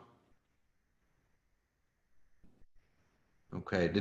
Was anybody able to make out what Tom was saying? Was he saying he was supporting? No, he's not supporting the bill. He doesn't Right. support. Okay. Yeah. Okay, great. Thanks. Cormac? Yeah, I don't want to try people's patience. I think this conversation's gone on a long time. I just wanted to draw people's attention to something because I do hear, people talking again, this question about the governor's recent order and shouldn't this solve the problem and things. And I want to amplify something Bob just said and then just make a larger point and I'll stop, which is, so the concerns that I heard on the committee when we were there hearing from the public and people wasn't just the immediate concerns about COVID. It was the larger quality of life concerns as well that come beyond and after that. I'm trying not to be incendiary here and things, but a lot of people were referring to it as like the New Orleans atmosphere that they were worried about and that sort of thing. Some of the people who testified to us. I think that there are larger issues of people concerned about how takeout will enable the kind of displays of sort of street drinking and street, partying that we have seen completely beyond any social distancing concerns about it. And what I want, so that was to amplify that point, as I think that's what a lot of what we heard from people. The second thing was to those concerns about the governor's order. So the governor says that, people are responsible for it. Okay, they're responsible. I heard earlier today, Bob Gormley saying that, there hasn't even been really much thinking about, about how this gets enforced. I heard from our elected officials that, well, we don't know, we're gonna sort of try to create some alternative kinds of new enforcement things that won't involve the police. And, there's a lot of unknowns there. So this sort of feeling like it's gonna be taken care of because of governor's order. People are violating the governor's order right now. I'm being told people are, the idea that the SLA is just going to come and strike and take up these liquor licenses is contrary to history. So, just sort of bear in mind, it's like feel how you feel about it, but don't convince yourself that it's all going to be fine, because people will do the responsible thing and people will obey the orders, and every operator will have a beautifully well-packaged little thing that they'll send out. And because, you know, no, some will, but not everybody. And that's why we're here. And that's why we propose this. Just Cormac, they've suspended at least 19 licenses so far. Scott. Yeah, I just, since I raised my hand, there's some clarification over the laws of drinking on the street, which my understanding, and Bob can correct me if I'm wrong, is that you can't just walk down the street and sip a cocktail. And people obviously aren't following it, but that is the law. And I don't know that we should, you know, back to the delivery versus takeout, it seems, again, not to make sense or be fair, that if I live in a apartment building with 5 other friends and we decide to order a cocktail, we can, you know, take it downstairs and drink it on the street. By that same logic, we should be stopping that as well, you know, versus the takeout. We're not going to allow takeout because we think the person's then going to break the law and drink it on the street. So I'm against takeout because it just doesn't seem to, again, it seems like we're trying to penalize the establishments for the general population not following the law outside of the establishment. Thanks. And I'm going to go to Rich since you haven't spoken yet. Rich? Yeah, I just want to frame this once again. We're discussing we are opining on a city-state issue, not something that's unique just to 14th Street to Canal. This is something that is and that input's being asked for from all the districts, right? And we are not creating a binding regulation. We are proposing, we're giving our input, right? Just so everyone's on the same page. Is that accurate? Well, I don't think Brad, I don't know if Brad's asking other people you know, he came to us, this is his community board. He knows that we are we understand the liquor licensing issues that take place in our community. And so he asked us for our thoughts. And so that's why we did this. And in the form of a resolution. I don't think he didn't say, Bob, why don't you get a resolution together? That was us. We looked at this and we said this will affect our neighborhoods, and we should listen to what people have to say from our neighborhoods, and then come up with some sort of resolution, and to try to give him some, you know, recommendations based on what people are saying. So I think you're right.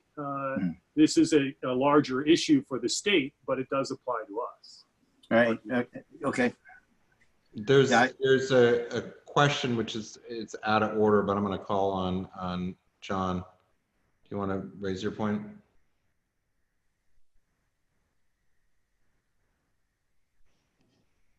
John? You're muted. Yes, sorry about that. I was putting it in the chat. I was wondering if Robert would be open to a friendly amendment removing the restriction in the amount that can be delivered, and how he felt about that. Okay. The amount of what? Food? Well, just, I think the equation, just removing that wholly and just allowing, if you're allowing for delivery, the amount of food, like the equation you're putting there in terms of the amount of food that has to be ordered along with the alcohol, or the amount of alcohol in general be removed. Going back to your bag of peanuts, could they order a bag of peanuts and then get several, I guess, drinks, and would you be okay with that? No, we would not be okay with that. Yeah, a bag of peanuts is what it doesn't provide for what we're talking about. We're talking about deliveries to people who want to have a dinner at home and want to have alcoholic drinks with them. I think that was acceptable and makes sense. The takeout portion, it had too many. It was too problematic. It was too much of a slippery slope. And there is what the problem was. We could not figure out, and I don't think anyone has yet figured out, a way in which someone can pick up and have, you know, there has to be some sort of restrictions, at least in terms of the No, I'm pickup. sorry. I'm sorry. I'm talking about on the delivery aspect. I'm going to drop the issue with regards to the takeout. I was just wondering on the delivery. You're talking about the 50-50 food. Right, and restrictions to 2 per a meal equivalent or what have you. Yeah, I mean, I think those are restrictions that, what I said before is that, we don't want to be nitpicky. We're just giving suggestions. We're saying, here's ideas. It doesn't mean that this is the end all. It could be 60%. It could be 40%. But there has to be a food component. It can't be peanuts. That's really what we're saying. So I think I'm getting the sense this conversation is going to wrap up really quickly here. I just wanted to put forward something which Scott said, just for clarification for everybody here.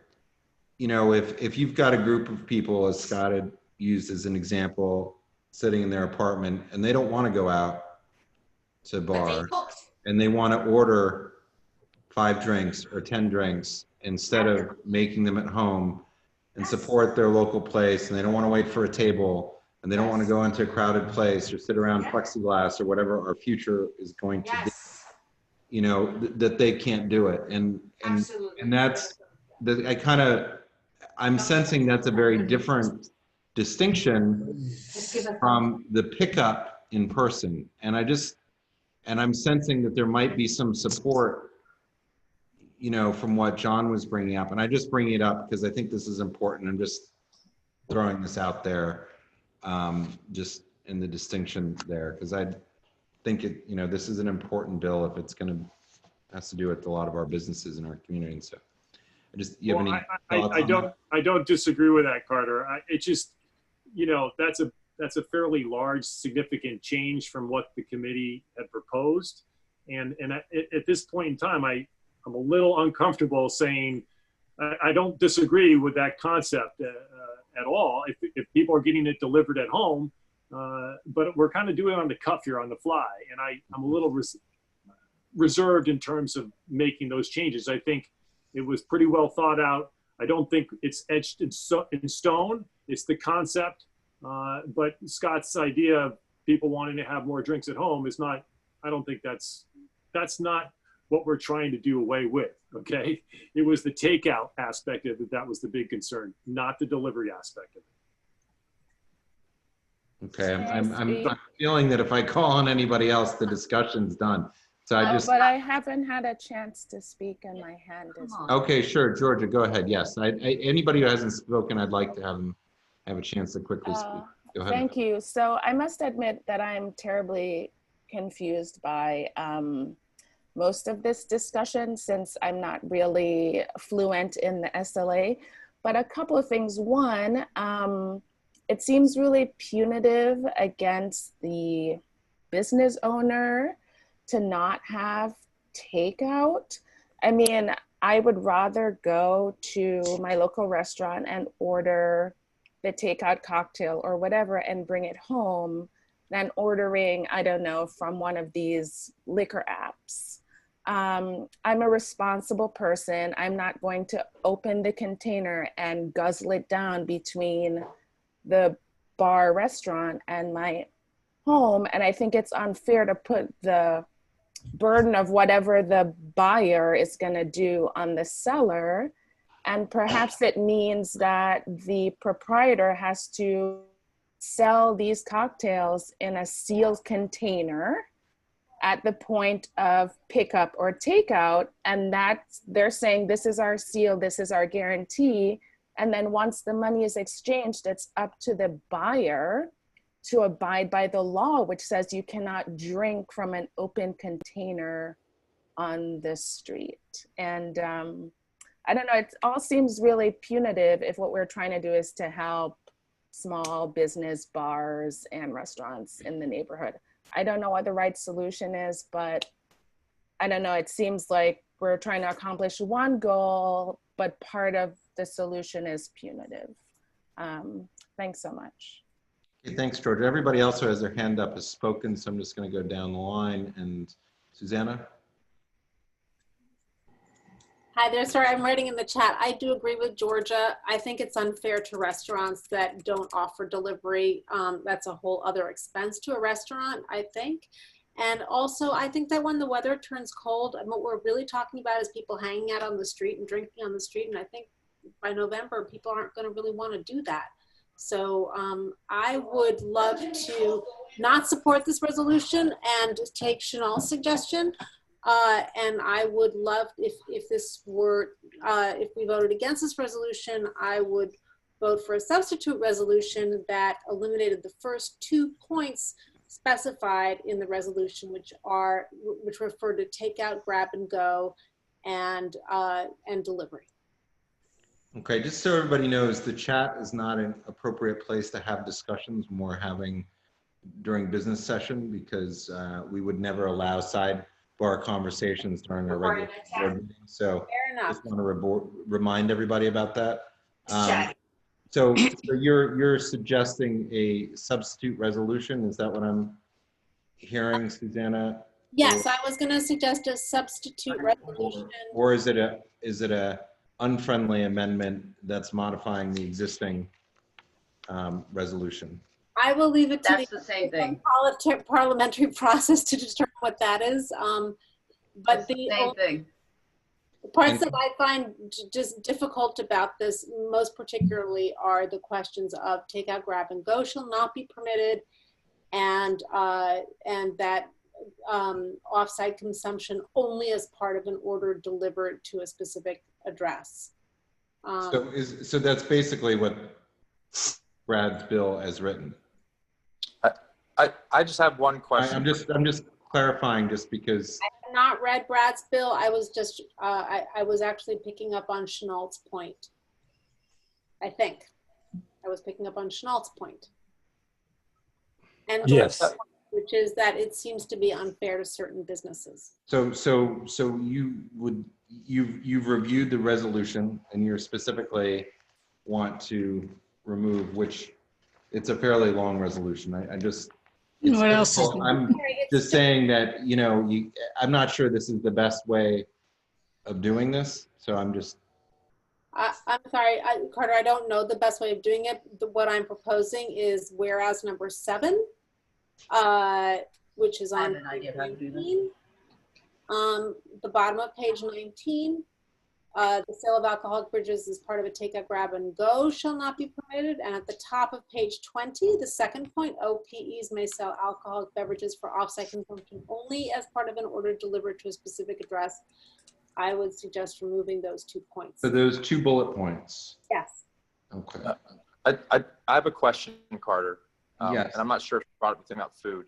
Just for clarification, if all the bars that don't serve food, is it under this that they basically would not be able to deliver cocktails? Under the law, all bars are supposed to serve minimal food that would be the equivalent of sandwich, soup, salads, or something along those. I forget the exact verbiage. You know, obviously that's not fully the case, but that is the law. So right. Okay. There exists a world of older places where that's, you know, I'm not sure what it, but that's the current law is that you must serve minimal food. Have some food. Yeah, it could be a frozen pizza or whatever. I mean, it's. So I'm just for clarification, because it seems like sort of we have an either or, and I'd rather not waste all of our times from what Susanna has put forward if there's not support, if the other bill is going to carry and not. So I would rather vote on this specifically of removing or keeping these 2 bullet point items in the resolution, because I think that it's an easier way to do that right now, quickly. And is there any discussion on this topic of these 2 bullet points so it's removing the first 2 bullet points on whereas number 7? Is there any new discussion? This would not be continuing discussion. I'm going to lower everybody's hands just because this is a new topic. Carter, can we table this? Well, we have this on the floor. It's already been put on the floor. So I'm just asking if anybody has any new comments. So, but people keep raising their hands, or is that just? I've raised my hand, so. Okay, all right. So now you guys can restart to discuss those 2 points. And as I said, I don't think there's a lot of patience left here. So, all right. What two are? I fucking wrote it, could you at least? What was that, Susan? I couldn't hear you. Oh, no, I'm sorry, go ahead. No, you had your hand up. Oh, okay. What I was going to suggest in trying to deal with all of these valid issues, instead of taking a position, this is what we support and not support, maybe we have this as a list of factors to consider.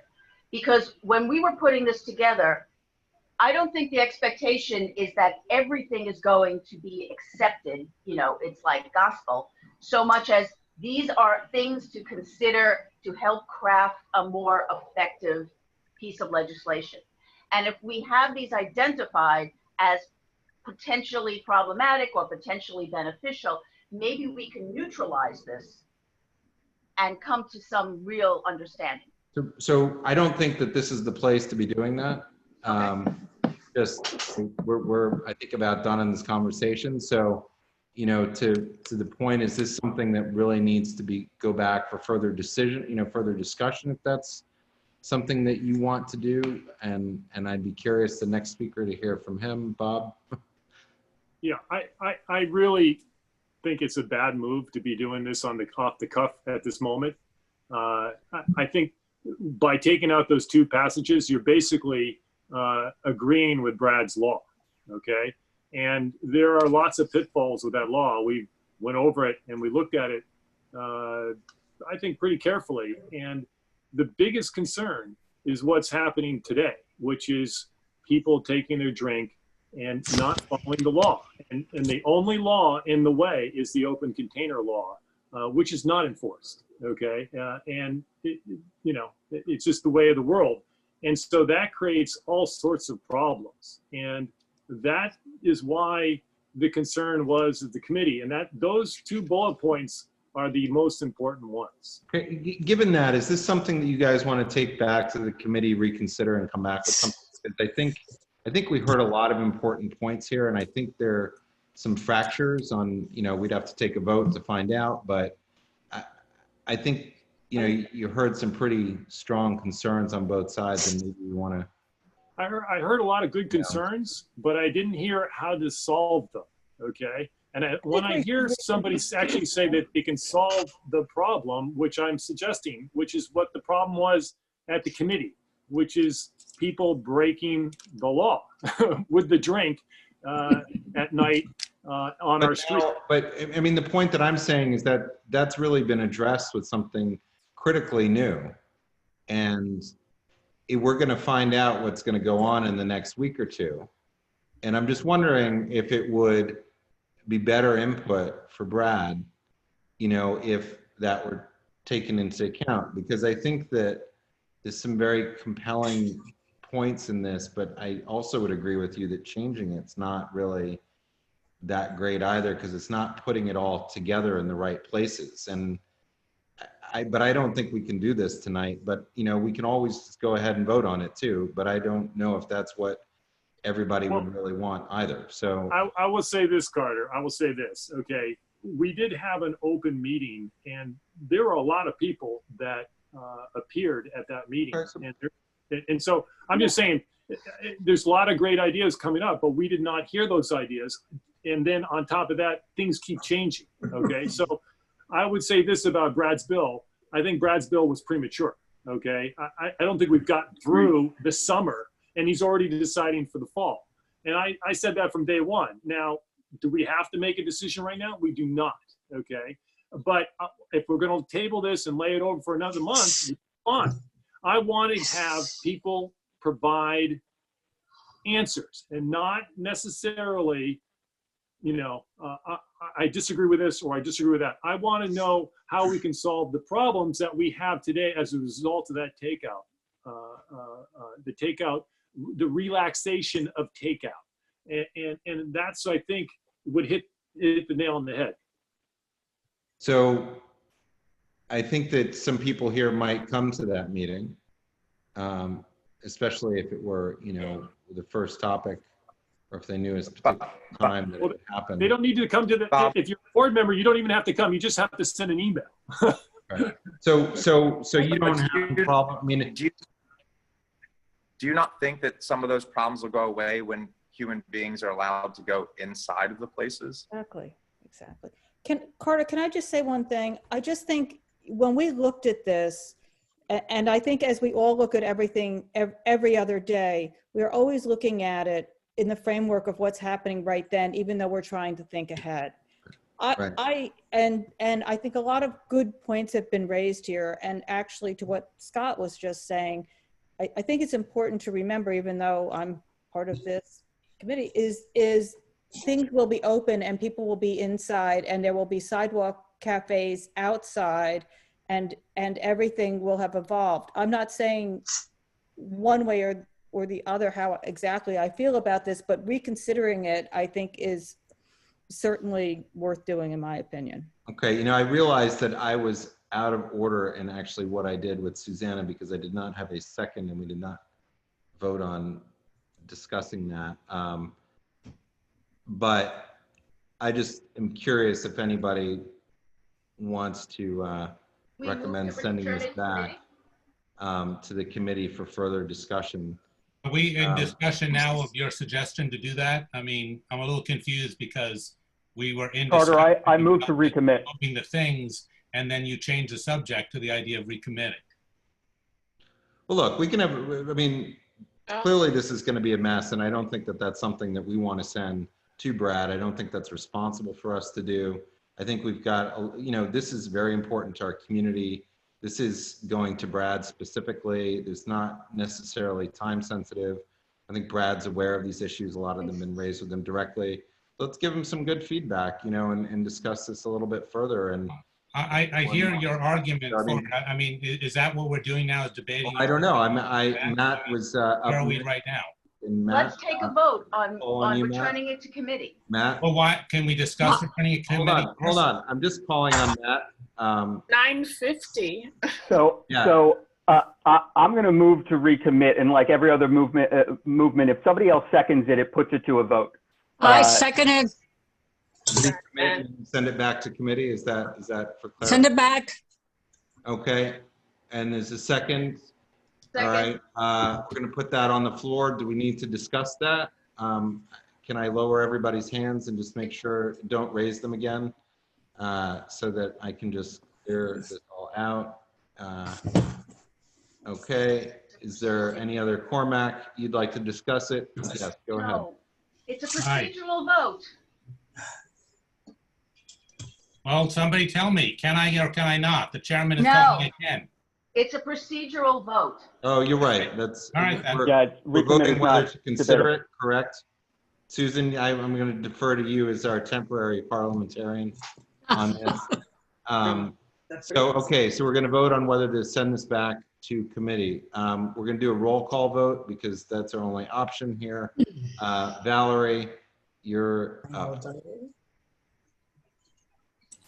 Great. Oh, sorry. Did I not sound excited? I am excited. Yay. Okay. Susanna Aaron. I vote yes. Let's send it back to committee. Akila Asqui.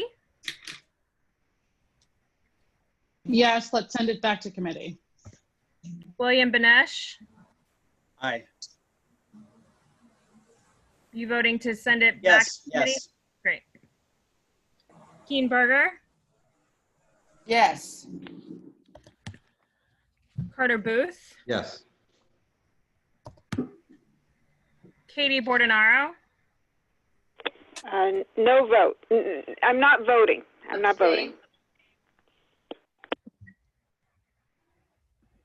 Amy Brenna.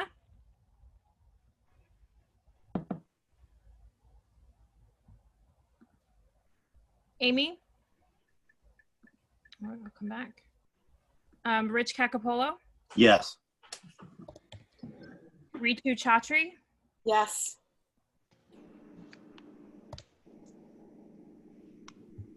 Tom Connor. I don't know if he got back on or not. Could someone check for me?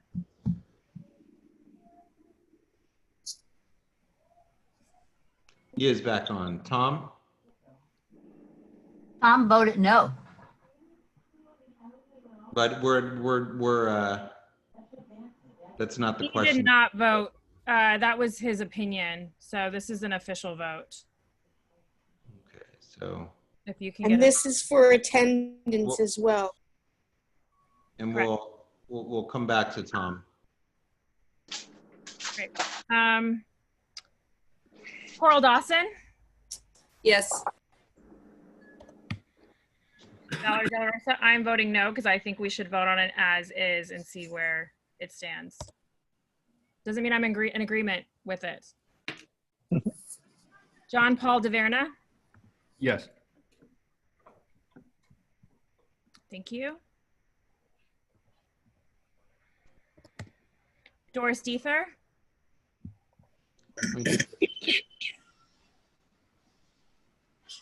Doris, are you with us? Let me just check the phone. Thank you.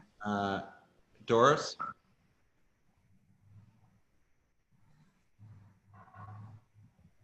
I don't hear Doris, but we'll come back to her as well.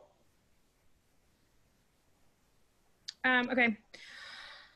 Bob Ely.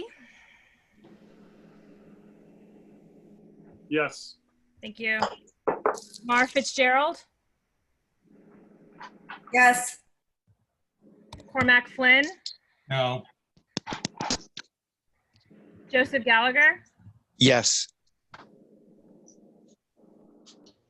Okay. Susan Gammy. Yes. Thank you. David Gruber. Yes. Wayne Kawadler. Yes. Susan Kent. Yes. Janine Kiley. Yes. Betty Kubovi Weiss. Yes. Yes. Patricia Lariat. Yes. Michael Levine. Yes. Thank you. Janet is not here. Ed Ma. Yes. Thank you. Matt Metzger. Yes. Daniel Miller. Yes. Brian Pape. Yes. Donna Raftery. Yes. Lois Rakoff. Yes. Bo Riccobono. Robin Rothstein. Yes. Sandy Russo. Rocio Sands. Yes. Scott Sarciano. Yes. Shirley Secunda. Yes. Kristen Shea. Yes. Frederica Siegel. Yes. Dr. Shirley Smith. Yes. Oops, I skipped over Georgia. Sorry about that. Georgia Silvera Siemens. Yes. Thank you. Chenault Spence. Yes. Kathy Sullivan. Eugene Yu. Yes. Susan Wittenberg. Yes. Anthony Wong. Yes. Adam Zeldin. No. Great. Okay, so that is 38 yes, 3 no, and 1 abstention. Okay, let's put this behind us and move forward. I'm going to make a motion to move items number 1 through 9 with 8 amended and 11 to 15 into the omnibus bill. Is there any objection to doing that? Okay, moving forward. Thank you, Bob. Valerie, reopening working group. Yes. Wonderful. I realize it's 9:58, so I'm going to go through this as quick as I can, but I'm going to share my screen with the report quickly. I won't read through all of it.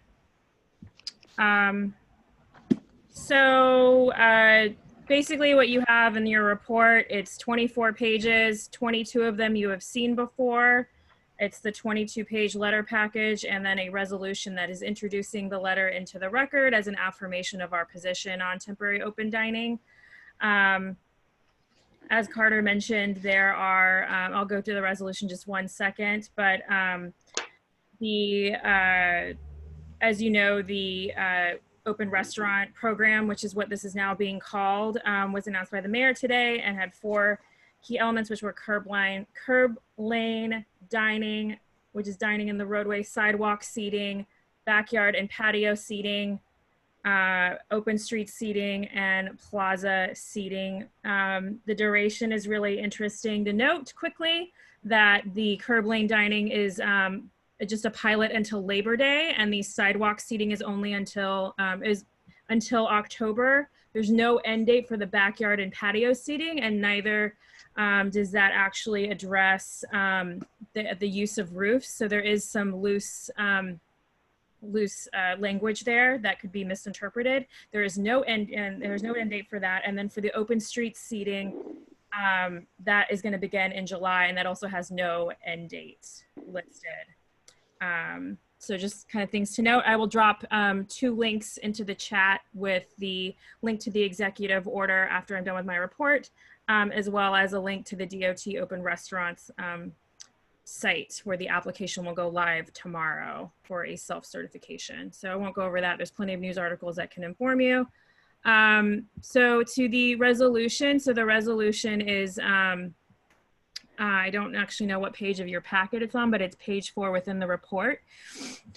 And it's just stating that this working group was created to address all of the matters regarding reopening of New York City, and just calls out a lot of the stats that were already repeated in the package that you've already seen, which is the highest number of sidewalk cafes are in our district, as well as one of the highest densities of liquor licenses. And it just calls into the streetscape grid, as well as does call out the severe lack of guidance and enforcement that we've all experienced over the last few weeks, as well as the lack of social distancing and increase in noise and disturbances. And it just calls out a lot of the stats. We had 137 attendees for our meeting on Monday, June 1st. We received 36 emails and letters, including 30 specific areas of consideration that are also in this report. Other than that, just that the feedback is in this comprehensive package, as well as that this is in response to the intro bill 1957-2020, which was introduced on May 28th. From the borough board call this morning, Council Member Callos did say that the introduction of this executive order by the mayor does not necessarily preclude does not put a stop to that bill, which is currently laid over in committee. So I don't know what that means yet. Other than that, I also listed the official vote for the recommendation to send the letter that we did in the emergency executive committee meeting on June 3rd, and just list what is how we list out the 4 dining opportunities, the criteria, just all of the addenda essentially labeled there. And that's it. That's the resolution and the committee report. Will be doing a restarting together series, which will be some informational webinars, and we will be doing a temporary outdoor dining follow-up, as well as invite NYU and the new school to tell us about their reopening plans. And that's my report. Thank you so much. And just for clarification, so what we're going to do is use that this resolution is in order to continue using the letter, is outlining the criteria of what we would advocate for. There's still a lot of really big open issues in the outdoor dining program. Even though it's been announced, there's some conflicts, there's some other issues. It's going to be a work in progress. So we'd like to use that letter as an outline to continue. Yes, I like to add with the mayor, the industry, and the for the moment, and with the city council. I have one last thing to add really quickly. I'm going to stop sharing my screen because I think we're good with that. One quick thing is that one of the big issues for our district is that there's 2 things not called out in this open restaurants plan is hours. and nothing about restroom mitigation and lack thereof, which is a huge problem. And it had been communicated to me that what was outlined is not everything that was outlined. So let's see what happens tomorrow, but that's not official. Apparently that there may be, according to the people who are involved in the discussions, there are some limitations on the hours and these temporary things. There also is some open conflicts between what the city is saying and what the New York State Liquor Authority is saying. So those city-state things. So those clearly need to resolve, but we've taken the first step, which is getting this going and is allowing restaurants in phase 2 to have outdoor seating. So that's, you know, I think it's going to be a little messy. It's what Bob was outlining in his report. So let us know if you see problems. Is there any other discussion on this? Okay, everybody's done talking. Okay. Is there any unwillingness to vote? All those, or I'm going to put this in the omnibus vote. I'm sorry, I'm forgetting. So we're going to move item number 1 from the reopening working group into the omnibus bill. Is there any objection? No. Okay, so we're going to move that on over. Great, thanks. Next, traffic and transportation, Shirley.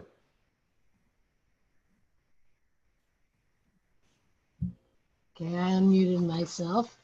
And this one resolution unanimously approved, and it was really in response to what went on at our last meeting, which was an update by DOT on open streets, 2 bids giving their experience, which was mostly positive on open streets, and an awful lot of questions and not that many answers from DOT. And some concerns. So the resolution is in response to the concerns and really suggesting tweaks. So I will just tell you the title and I'll read you the resolves. So the resolution requests improvements to enhance safety and use on open streets.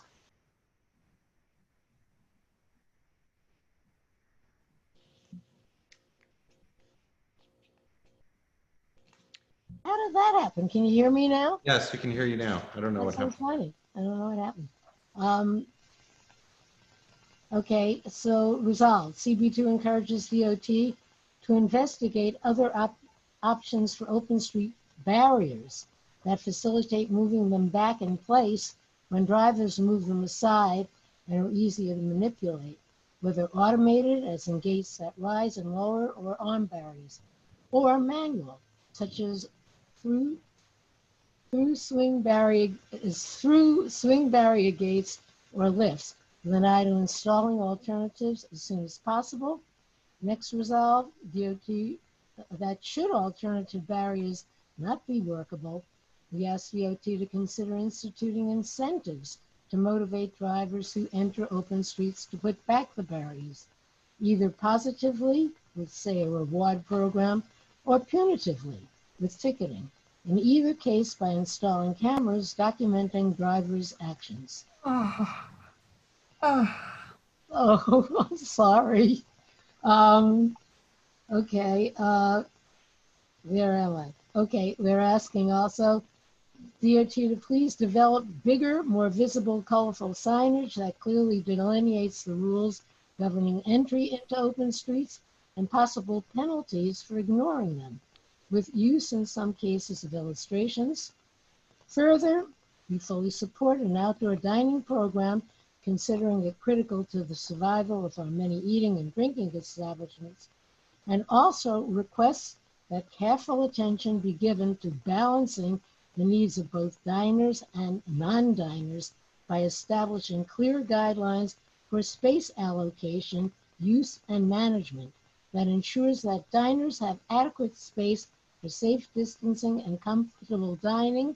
At the same time, pedestrians and bicyclists have adequate open and safe passage.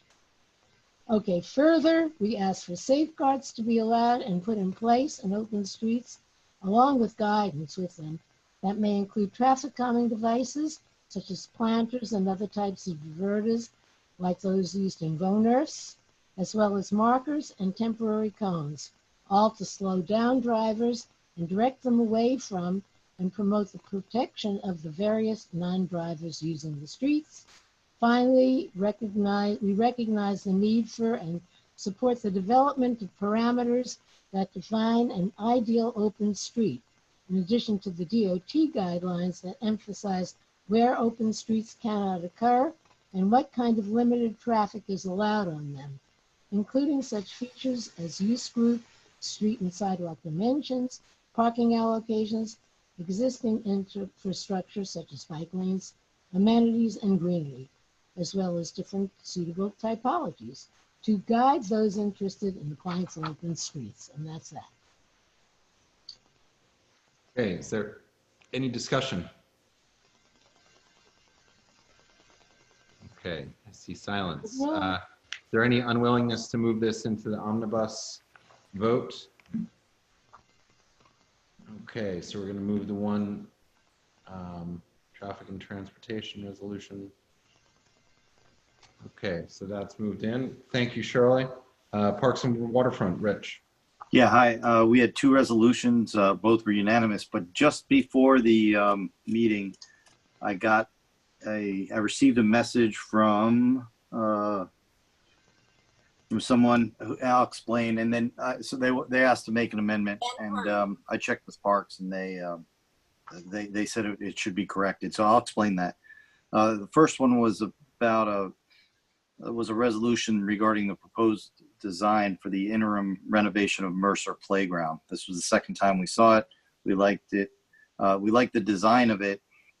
There's some operational questions, but what we said was, therefore be it resolved that CB2 Manhattan appreciates the funding provided by NYU and the efforts of the New York City Department of Parks and Recreation to renovate the central play area of Mercer Playground, and agrees that the updated and presented design reflects the recommendations and concerns expressed by our committee after presentation of the original design, and supports renovation of the park according to the new design, though we appreciate that there are questions and opposition from some in the community about how the renovated playground will be used, operated, and monitored, and request that the Department of Parks and Recreation limit hours and define operating rules for the playground that are responsive to community concerns and that optimize use by the target age group of children, which is preteens and younger.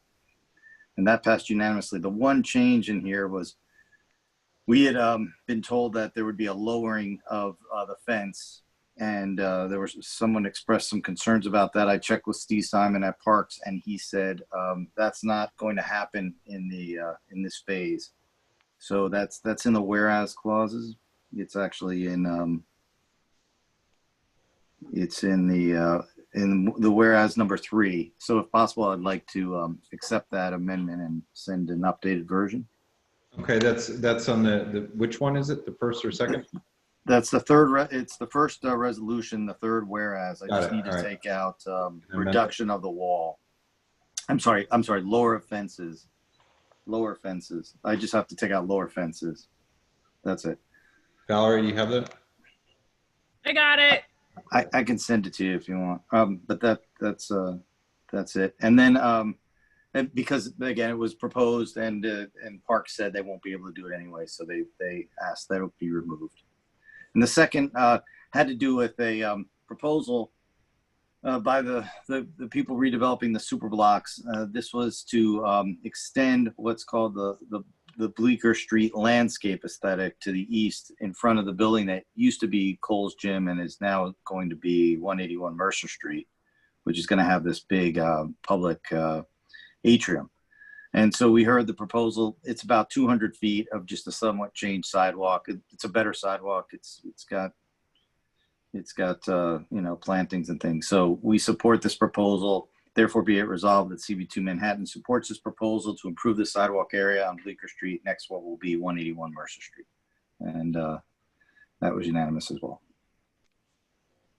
Okay, great. So we've got items 1 is amended, 2 for the resolutions. Anybody want to discuss either of those? Silence again. Okay, great. Is there any objection to moving those into the omnibus bill? Okay, so we'll move those on over to the omnibus bill. And now schools and education. Janine. Hi, I know good you worked really hard on this. That's a very evening. short amount of time. Yes, we finished our meeting about 24 hours ago. We had a meeting about talking to the children about racism. Our new CB2 member, Kayla Asqui, was one of our expert panelists. She's a child psychologist. For those of you who had time, I encourage you to take a look at the video or the slides, which we've shared here. And we went on and we provided some timestamps so you can go to that. So we passed one resolution in support of action steps to reduce systematic racism in our public schools. It's a bit long, but therefore be it resolved, Community Board 2 urges District 2 leadership to share broadly the results of the District 2 disproportionality study with school and parent leaders within District 2 in Manhattan, and that these results materially inform the public discussions and policy recommendations of Community Education Council District 2 and the educational decisions of District 2 leadership. 2, insist that the Department of Education centrally in the Borough of Manhattan, District 2, and every public elementary and middle school in Manhattan Community Board 2 commit to disrupting systemic racism and inequitable practices in our schools, including supporting A, school-wide anti-racist initiatives that involve principals and teaching staff, school and students, and school and the parent community. B, mandatory school-wide diversity initiatives that advise on social justice policies, formation of affinity groups, and the implementation of culturally relevant sustaining curricula. C, decolonizing all curriculum. D, ongoing not one-time training for school leaders. E, hiring of more diverse teaching staff. F, borough and district-wide diversity councils to share resources and best practices and push for change. And G, promotions to leadership positions within schools, district boroughs, and the DOE based upon a clear and defined track record of anti-racist educational initiatives. 3, urges the DOE to create a centralized reporting mechanism for measuring, tracking, and publicly reporting initiatives to disrupt systemic racism, including publicly reporting data on suspensions and IEP classifications by race and gender, and B, addressing goals and progress of diversity initiatives in each school's quality review and comprehensive education plan, including but not limited to restorative justice programs, formation of affinity groups, implementation of culturally relevant sustaining curricula, and hiring of a diverse teaching staff. 4, insists that the DOE implement bold strategies to reduce the digital divide, including ensuring that every student has a remote learning device and laptops with keyboards for middle and high school students. B, providing access to high-speed broadband, prioritizing low-income communities and students living in transitional housing. And C, funding from DOE central, not individual school budgets, which would only result in greater instructional cuts at schools that serve the most vulnerable students. And finally, 5, implores our elected officials to outline a path toward budget justice that does not leave the police budget untouched at a time when all other essential services, including education, may be cut. So we urge you to reduce the NYPD budget by at least $1 billion this year and reallocate a significant portion of this funding toward education, and aggressively seek additional funding for our public schools and limit in-school budget cuts. And the vote was unanimous by our committee. Thanks, Janine, and thanks for your hard work on this. You know, a number of people have asked me, and I was wondering if you could just explain to people who are not aware what restorative justice is. That's a concept that's talked about a lot, and I don't think everybody here has a understanding of what restorative justice is when it's used in the context that you guys are discussing in the schools.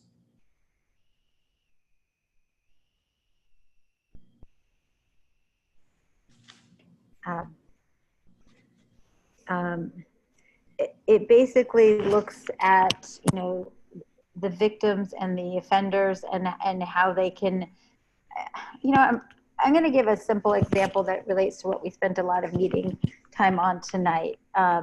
Restorative justice, this is a tiny example, but it might be the difference between people walking around with, a person of color walking around with a open container and being arrested by the police or not wearing a mask, while, you know, people in other neighborhoods, you know, at Pier 45 just being given a warning or being handed a mask to wear. And that's sort of an example of, how different people are treated differently. One example that was given in our meeting is middle school students congregate in the halls. That's pretty much universal for that age group. And they're told to go, and they always ignore the teachers. And what one of the schools found is that they were disproportionately giving demerits to the students of color, and the white students were just given a warning and then went to go to class, versus the other kids, the students of color. So that's not giving you a really good example. I mean, those are just examples of it in practice, but it could also be, this is what a big part of LMC is doing, is they're working with students and building better relationships with faculty and teachers. So when there is a problem or concern, they can actually come to an adult and address it versus, acting out in class. And so instead of punishing the figuring out what the root cause is and figuring out behaviors and changes you need to do to prevent that action from happening in the first place. Great, thanks. Sorry to put you on the spot, but I just okay. a lot of terminology that's coming up that not everybody's familiar with, and it's important for us to start all understanding the different terminology so that we can all be on the same page when we're having discussions. Is there any other any discussion on this resolution? Thanks, Janine. Yes, Georgia. It's just a comment. This is a really important issue, and it was really well done. And thanks to Janine and all the folks she worked with to put together the event. Thank you. And I should give a shout out to Mar Fitzgerald and Patricia Laria, who really worked hard on this. And Akila. And Akila, who presented, whose many of her points are in our resolution. Okay. So I don't see any discussion. So is there any unwillingness to move this into the omnibus vote that we'll be having? Okay. I don't see any objections. So we'll move one resolution from schools and education. And now moving on to quality of life. Joe Gallagher. Hi, thanks. Good evening. We have two resolutions. The first is for an application to construct, maintain, and use a front stoop to a parlorway main entry into the house and steps to a lower secondary entry to the basement level at 17 East 9th Street. And the committee recommends denial of this application at this location unless the applicant reduces the proposed stoop extension to a maximum of 6 feet 6 inches, which was from the landmarks resolution back in April. And then our second resolution is an application for a modification of a revocable consent to construct and continue to use an ADA wheelchair lift and exterior stairway at 33 9th Avenue on West 13th Street. And the committee recommends approval of this application, and that's recommended unanimously. And sorry, the previous resolution was recommended with one opposed. Any discussion? No comment. Oh, yes, Rocio, I see you have your hand up. Well, thank you so much. I believe that we can't always rubber stamp what another committee says, because we have this board meeting, the full board, to discuss. If one committee has one opinion and another committee has another opinion, I think this is where we can actually voice all of our opinions, and the full board can take a vote on what they believe is the right decision for each application. So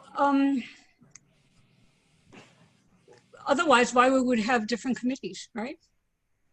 We should all be given the right to discuss and agree or disagree with something that is in front of landmarks. For instance, now we got the Quality of Life Committee looking at this stoop at East, 9th Street? I forget.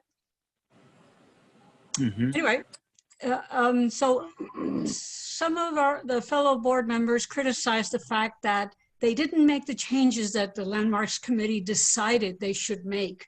And I oppose that because it's expensive. When an applicant presents a an application with drawings that cost a lot of money to make. Maybe the landmarks committee will say, well, I think you should do this and you should do that and you should paint the door green instead of white, whatever they decide. So the applicant goes, turns around and does that. Then they come before the quality of life committee, and the quality of life committee can say, well, we don't really like that. Anyway, at the end of the day, we're only advisory, and this is still going to go before the landmarks commission. They're the ones that have the final decision of what to do. Why make an applicant go through all the different hoops, requiring them or recommending that they have to change the plans in order to abide by what one committee said? So I think it's just unfair, and that the applicant should not be criticized because they did not change the application. And I know that this applicant worked very hard to make a beautiful drawing, make a beautiful stoop in front of their building that's going to be an amazing change for the better of the whole block, and the aesthetics will be beautiful. And I think that we should vote in favor of this application because it really is worthy of having a stoop back instead of the way it is. So that's my recommendation, and I voted against it for those reasons. And I think that we can't make applicants spend thousands and thousands of dollars on our whim because we don't like this, we don't like that. At the end of the day, landmarks could say, you know what, we don't like those recommendations, and they shouldn't have changed it. In the meantime, they already spent the money. So I think it's unfair. And I'm going to vote against the resolutions as is. Thanks, Rocio. I know that other people don't feel that way. Does anybody else want to further discuss that, or can we accept that there are differences? I'll just think for that it wasn't just the landmark. The entire community board voted to adopt the landmark committee's recommendation. Excellent point. Okay. Is there any other discussion? May I say something here, Carter? There was also a unanimous feeling in the committee that the issue really was the same before both committees. The stoop extension is out into the sidewalk to a dimension that we do not like, that reduces the amount of clearance for pedestrians to pass. So the issue really that came before both committees, landmarks and quality of life, is the fact that the stoop is simply too long and is too much of an incursion into the sidewalk. It was addressed by landmarks and it was addressed by quality of life. So that's why most of us on the committee voted in favor of the resolution to recommend denial based upon the landmark committee recommendation and the way the members of the committee felt that the stoop is simply too long and extends out too far into the sidewalk. Carter. Joe, did I express that correctly? Yes, but it extends the same as 3 other stoops on the same block. That's what my problem is. If it didn't, then I wouldn't be saying anything. Okay. Thanks. Is there more discussion? Okay. Is there any unwillingness to move this into the omnibus bill? Items 1 and 2 for traffic and transportation. Okay, I'm going to move those over. Lost the page where I'm writing this all down. Okay. Okay, great. Thanks, Joe. And then I don't think we had a resolution for Economic Development Committee, correct? Or I may be looking at an older version of the agenda. Okay, so there's no resolution from there. Okay, so that concludes our standing committee reports. We now have an omnibus bill. We still have one more item in new business, but we're going to vote on the omnibus bill, which includes from the Landmarks Committee 2 items, resolution 1 and 2, from the SLA Licensing Committee items 1 through 9 and 11 through 15. The resolution 8 in the SLA was amended to include the temporary application that was also put forward. The reopening working group has 1 resolution. The Traffic and Transportation has one resolution. The Parks Committee has two resolution. One is amended. Number 1 is amended and number 2 remains unchanged. The Schools and Education Committee has one resolution, and the Quality of Life Committee has resolutions 1 and 2. Is there any unwillingness to vote on those? People will have an opportunity during the roll call if they would like to have a separate vote on any specific items. I would ask that that you just note which one they are so that Valerie can note that when she's doing the roll call vote. Is there any unwillingness to vote that way? So everybody's good? Okay, Valerie, can you call the roll call for the vote? 21. That's 21 resolutions as part of that omnibus, right? That's what I have. Yep. Okay, great. I think so. Great. Okay, it's fine. This is too long a meeting. I'm sorry. Okay. It's 10:30. This meeting started at 6:30. Okay. That's ridiculous. Susanna Aaron? Yes. Akila Esqui? Yes. William Benesh? Yes. Keen Berger? She's got thumbs up, yeah. Okay, thank you. Carter Booth? Yes. Katie Bordenaro? Yes. Thank you. Amy Brenna? Yes. Rich Cacapolo? Yes. Ritu Chaudhry? Yes. Thank you. Coral Dawson? Yes. Valerie De La Rosa? Yes. John Paul DeVerna? Yes. Doris Seether?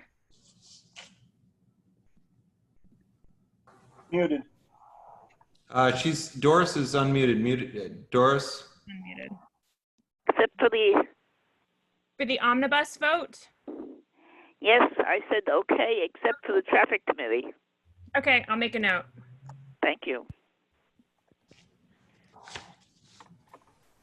Thank you. Bob Ely? Yes. Mark Fitzgerald? Yes. Cormac Flynn? Yes. Joseph Gallagher? Yes. Susan Gant? Yes.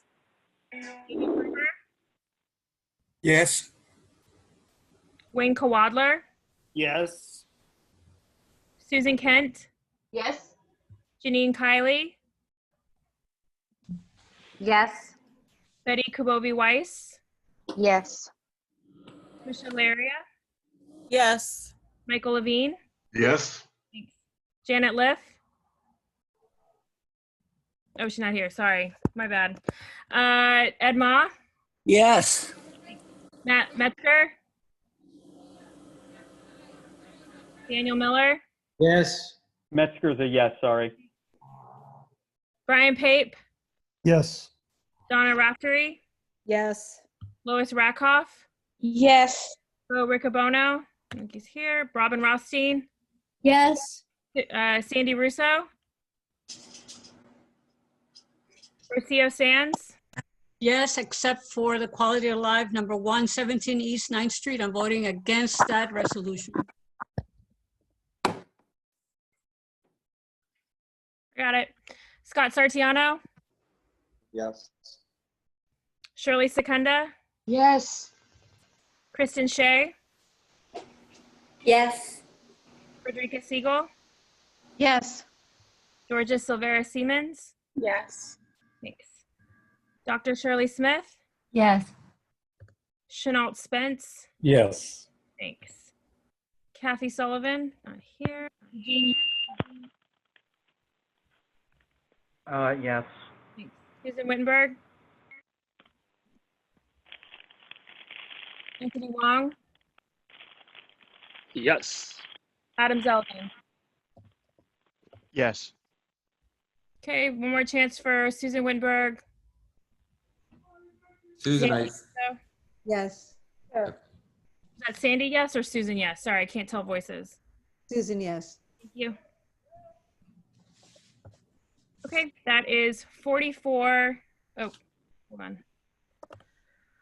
44 yes with a no on quality of life and one no on quality of life and one no on the traffic resolution. Okay, great. So that concludes our standing committee reports, and now we're moving on to new business. Two executive meetings ago, we started talking about some of the contemporary issues that have really been pushed to the forefront with the murder of George Floyd, and for us in New York, just specifically on Memorial Day, and also the incident with Amy Cooper.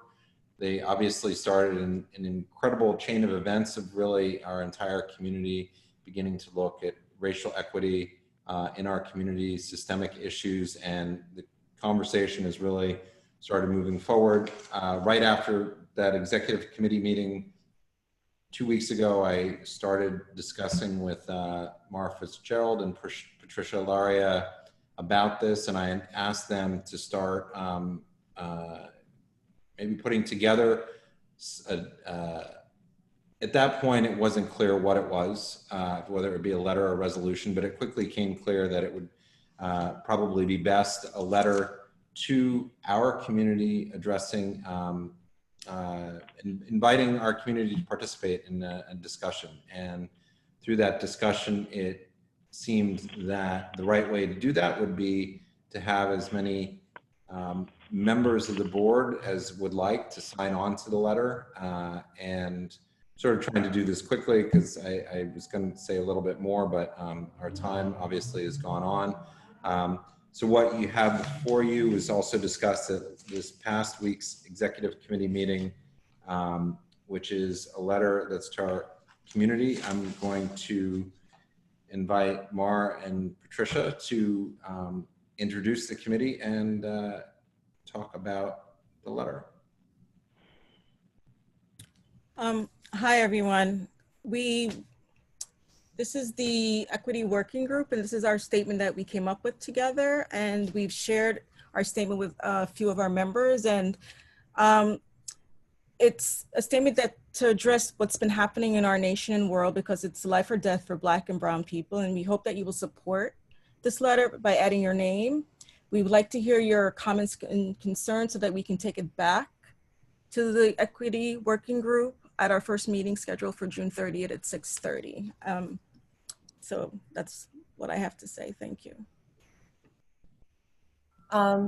Yeah, we would love your support and your feedback. And we hope to do this work to fix some of the imbalances in our policies and our practices that affect our most vulnerable and marginalized community members. And that really is the purpose of the EWG. So, thanks. Oh, and just so we're going to announce the members of the working group at the next executive committee meeting. And the letter, just, I know that you guys have it in your package just so you can understand, in case it's not clear, I'm a little tired at this point, but what we would have is we would list all the board members' names on the second page, and however long the page would go, who would agree to sign on to the letter. And what the idea here is, after the discussion, we would have not a roll call vote, but just have read through the names and have people agree whether they would like to sign on to the letter. And then for people who are not at the meeting tonight, we'll reach out to them separately and ask them as well. So just procedurally, that's it seemed more appropriate to send this as a letter. Matt had raised the concept that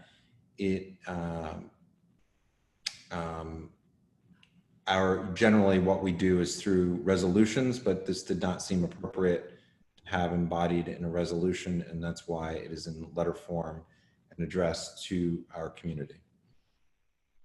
So is there any discussion? You have two hands raised, Carter. Oh, sorry. I was sorry. I was all the way at the bottom. David. Yeah. You know, generally, I don't think the community board should concern itself with broader issues outside the board, but I want to say, I thought that the letter was extremely well done. I like the way you took like the national issues, the international issues, and brought it exactly into CB2 and this community, and I congratulate you, and I think you did a fine job. Great, thanks, David. Frederica. I echo David's sentiments. I have to get off the meeting, but I would like my name added. So thank you for the work that you did. Okay. Dr. Smith. Yes.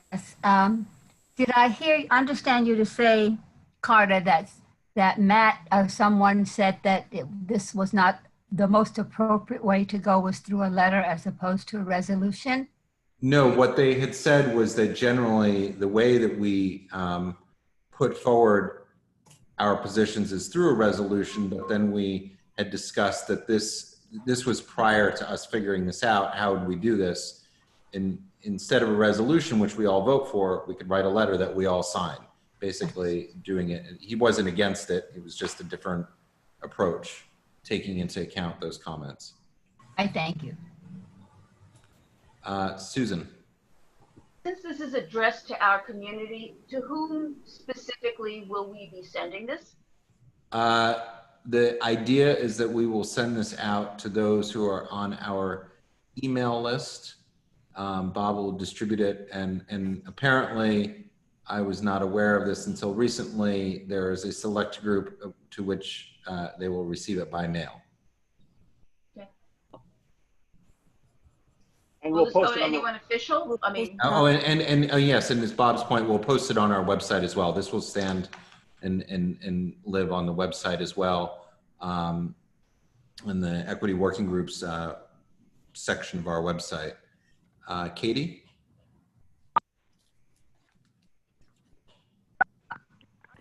Okay, I think I'm unmuted. Yes.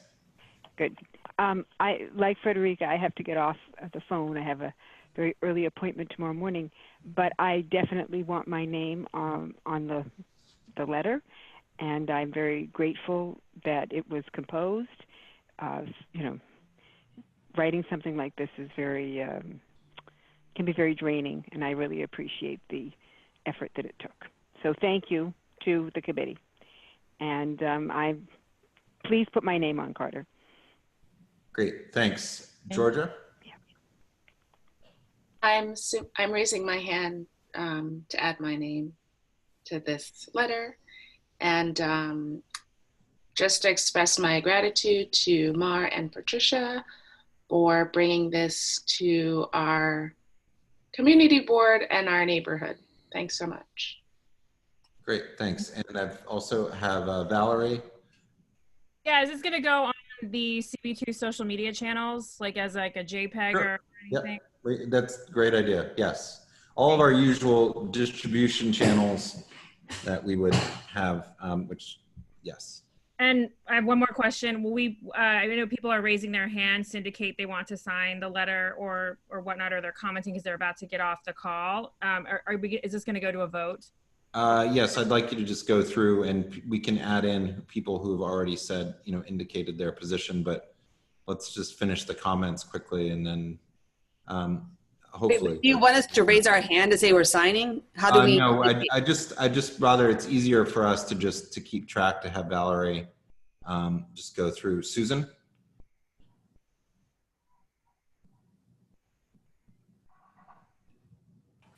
Thank you. The one thing I just wanted to add in that I think is so important about the community board doing this and how good it is that I remember other times when issues came up that weren't directly related to something that had come to us or people felt had bigger reach, and we never ever took a strong position on it because we felt that wasn't what we did.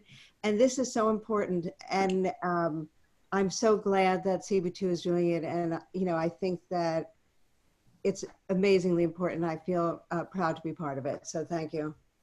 Yeah, and that's a great point, Susan, that you're raising, because that's one of the things that I brought up as one of the first things that Mara, Patricia, and I discussed, is that we have control of one institution that we're all members of, and that's community board too.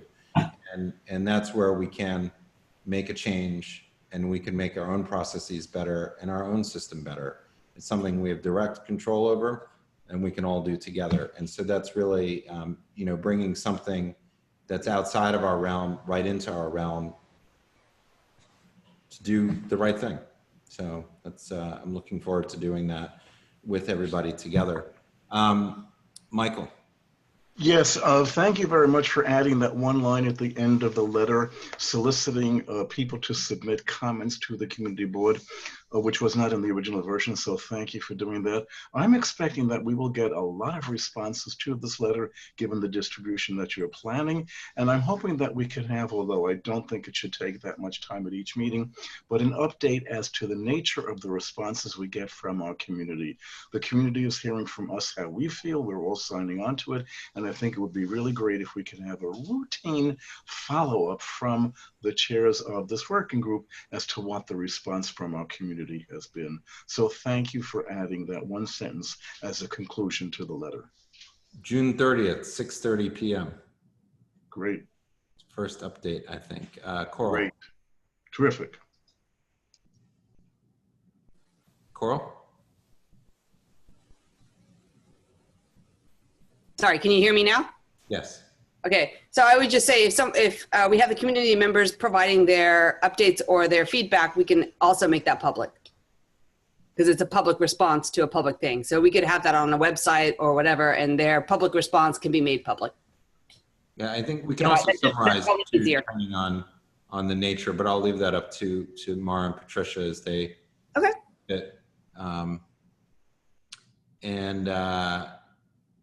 Okay, so I think we need to start going through the names. I think that I'm starting to see a little bit of attrition. Valerie.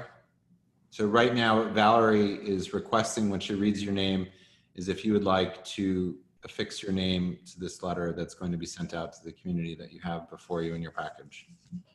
Great. Okay. Let me just pull this up. All right, Susanna Aaron. Yes, yes. Thank you. Thank you. Sheila Esqui. Yes. William Benesh. Yes, please. Yes, please. Okay. Keenberger. Yes, with great pride. Thank you. Carter Booth. Yes. Katie Bordenaro. Oh, she said yes. I've got a list of who said verbally or in the chat, so if I will just call them back as I mark. Amy Brenna. Yes. Thanks. Rich Cacapolo. Yes. Ritu Chaudhry said yes in the chat. Tom Connor. Tom is lost. I can also give him a call afterwards. I think that. All right. Coral Doc. Yes. Thank you. Valerie De La Rosa, yes. John Paul DeVerna. Yes. Doris Diether. Doris, yes. Let me just double check here on Doris. Doris, can you hear us? Yeah, yes. Yes. Okay. I'm going to check on Tom then really quickly so I can just. Tom?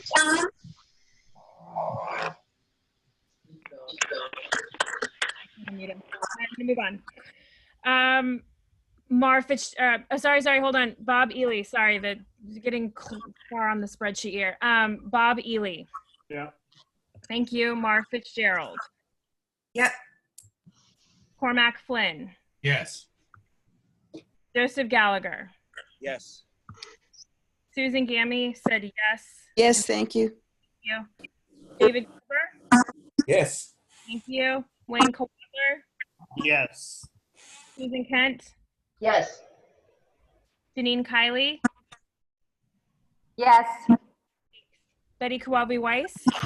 Yes. Patricia Laria. Yes. Michael Levine. Yes. Okay, Janet Lipp is not here. Ed Ma. Yes. Okay. Matt Metzger. Yes. Daniel Miller. Yes. Brian Pape.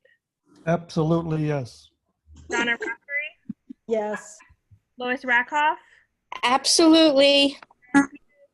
Yes. I think you said me, yes. Yes. Sandy Russo? Okay, Rocio Sands? Yes, of course. Scott Sartiano? Yes. Shirley Secunda? Yes. Kristen Shea? Frederica Siegel said yes in the chat, I believe, or said it verbally. Georgia also said it in the chat. Dr. Shirley Smith?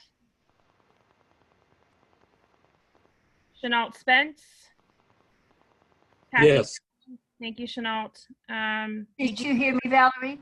I've got you now, Dr. Okay. Smith. Thanks. Thank you. Yes. Eugene Yu?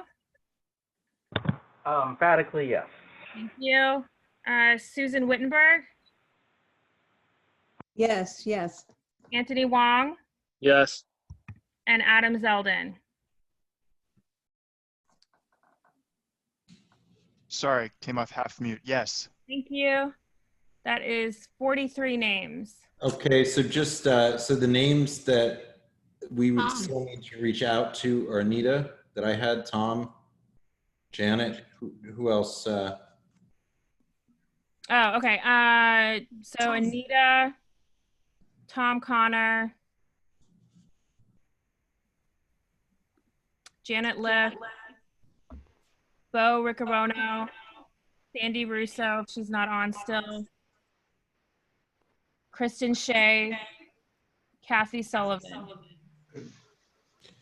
Can you share those with Mar, Patricia, and I so that we can reach out, because we'd like to get this letter out tomorrow. Sure, I'll do We it. can reach out to them directly and send an email. Carter, Great. can you unmute Tom? I think he wanted to say yes before. Yeah, I had tried to unmute him several times. Try him now. Try him now. I'm trying again. He has to unmute himself. I can't unmute him, unfortunately. He's putting his glasses on. Watch. Okay.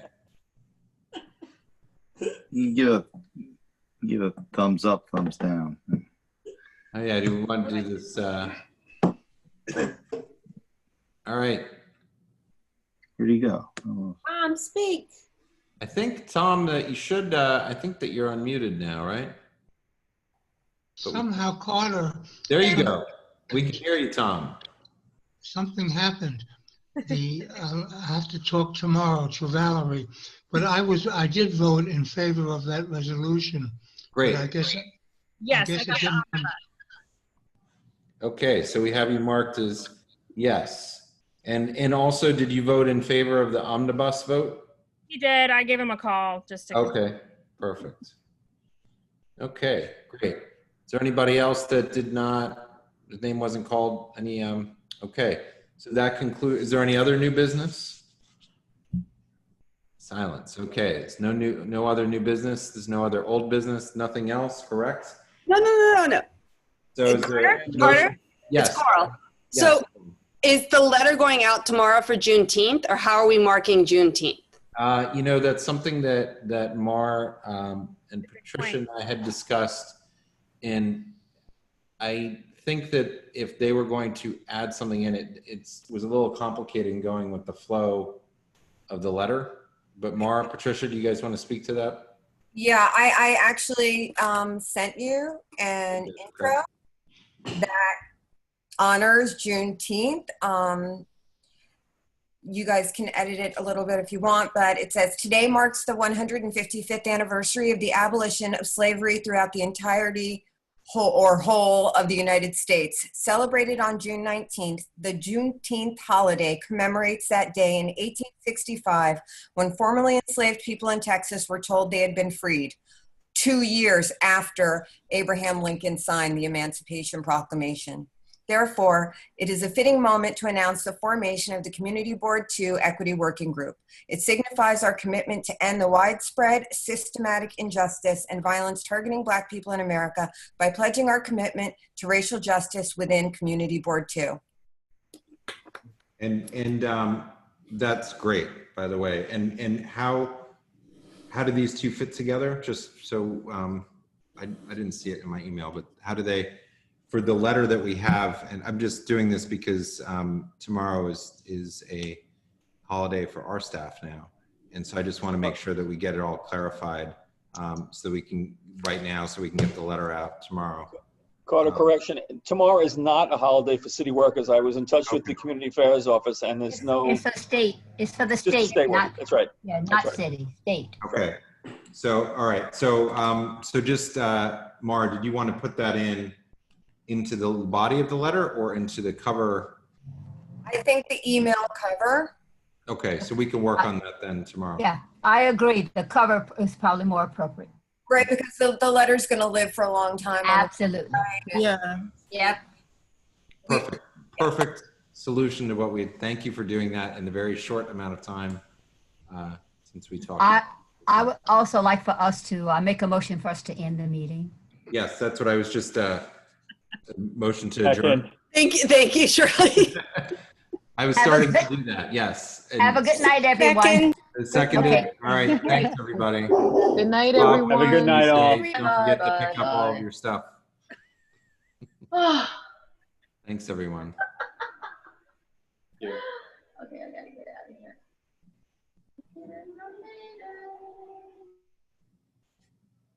Thank you, Mark. Thank you, Mark. Tom, it's great to see you. I can't hear you, but you want to unmute yourself, Tom? Hi, Tom. Oh, look.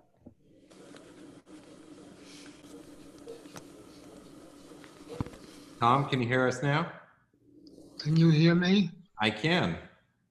It's great to see you. I hope the tablet's working out for you. Thank you very much. I didn't expect a 6-hour meeting though.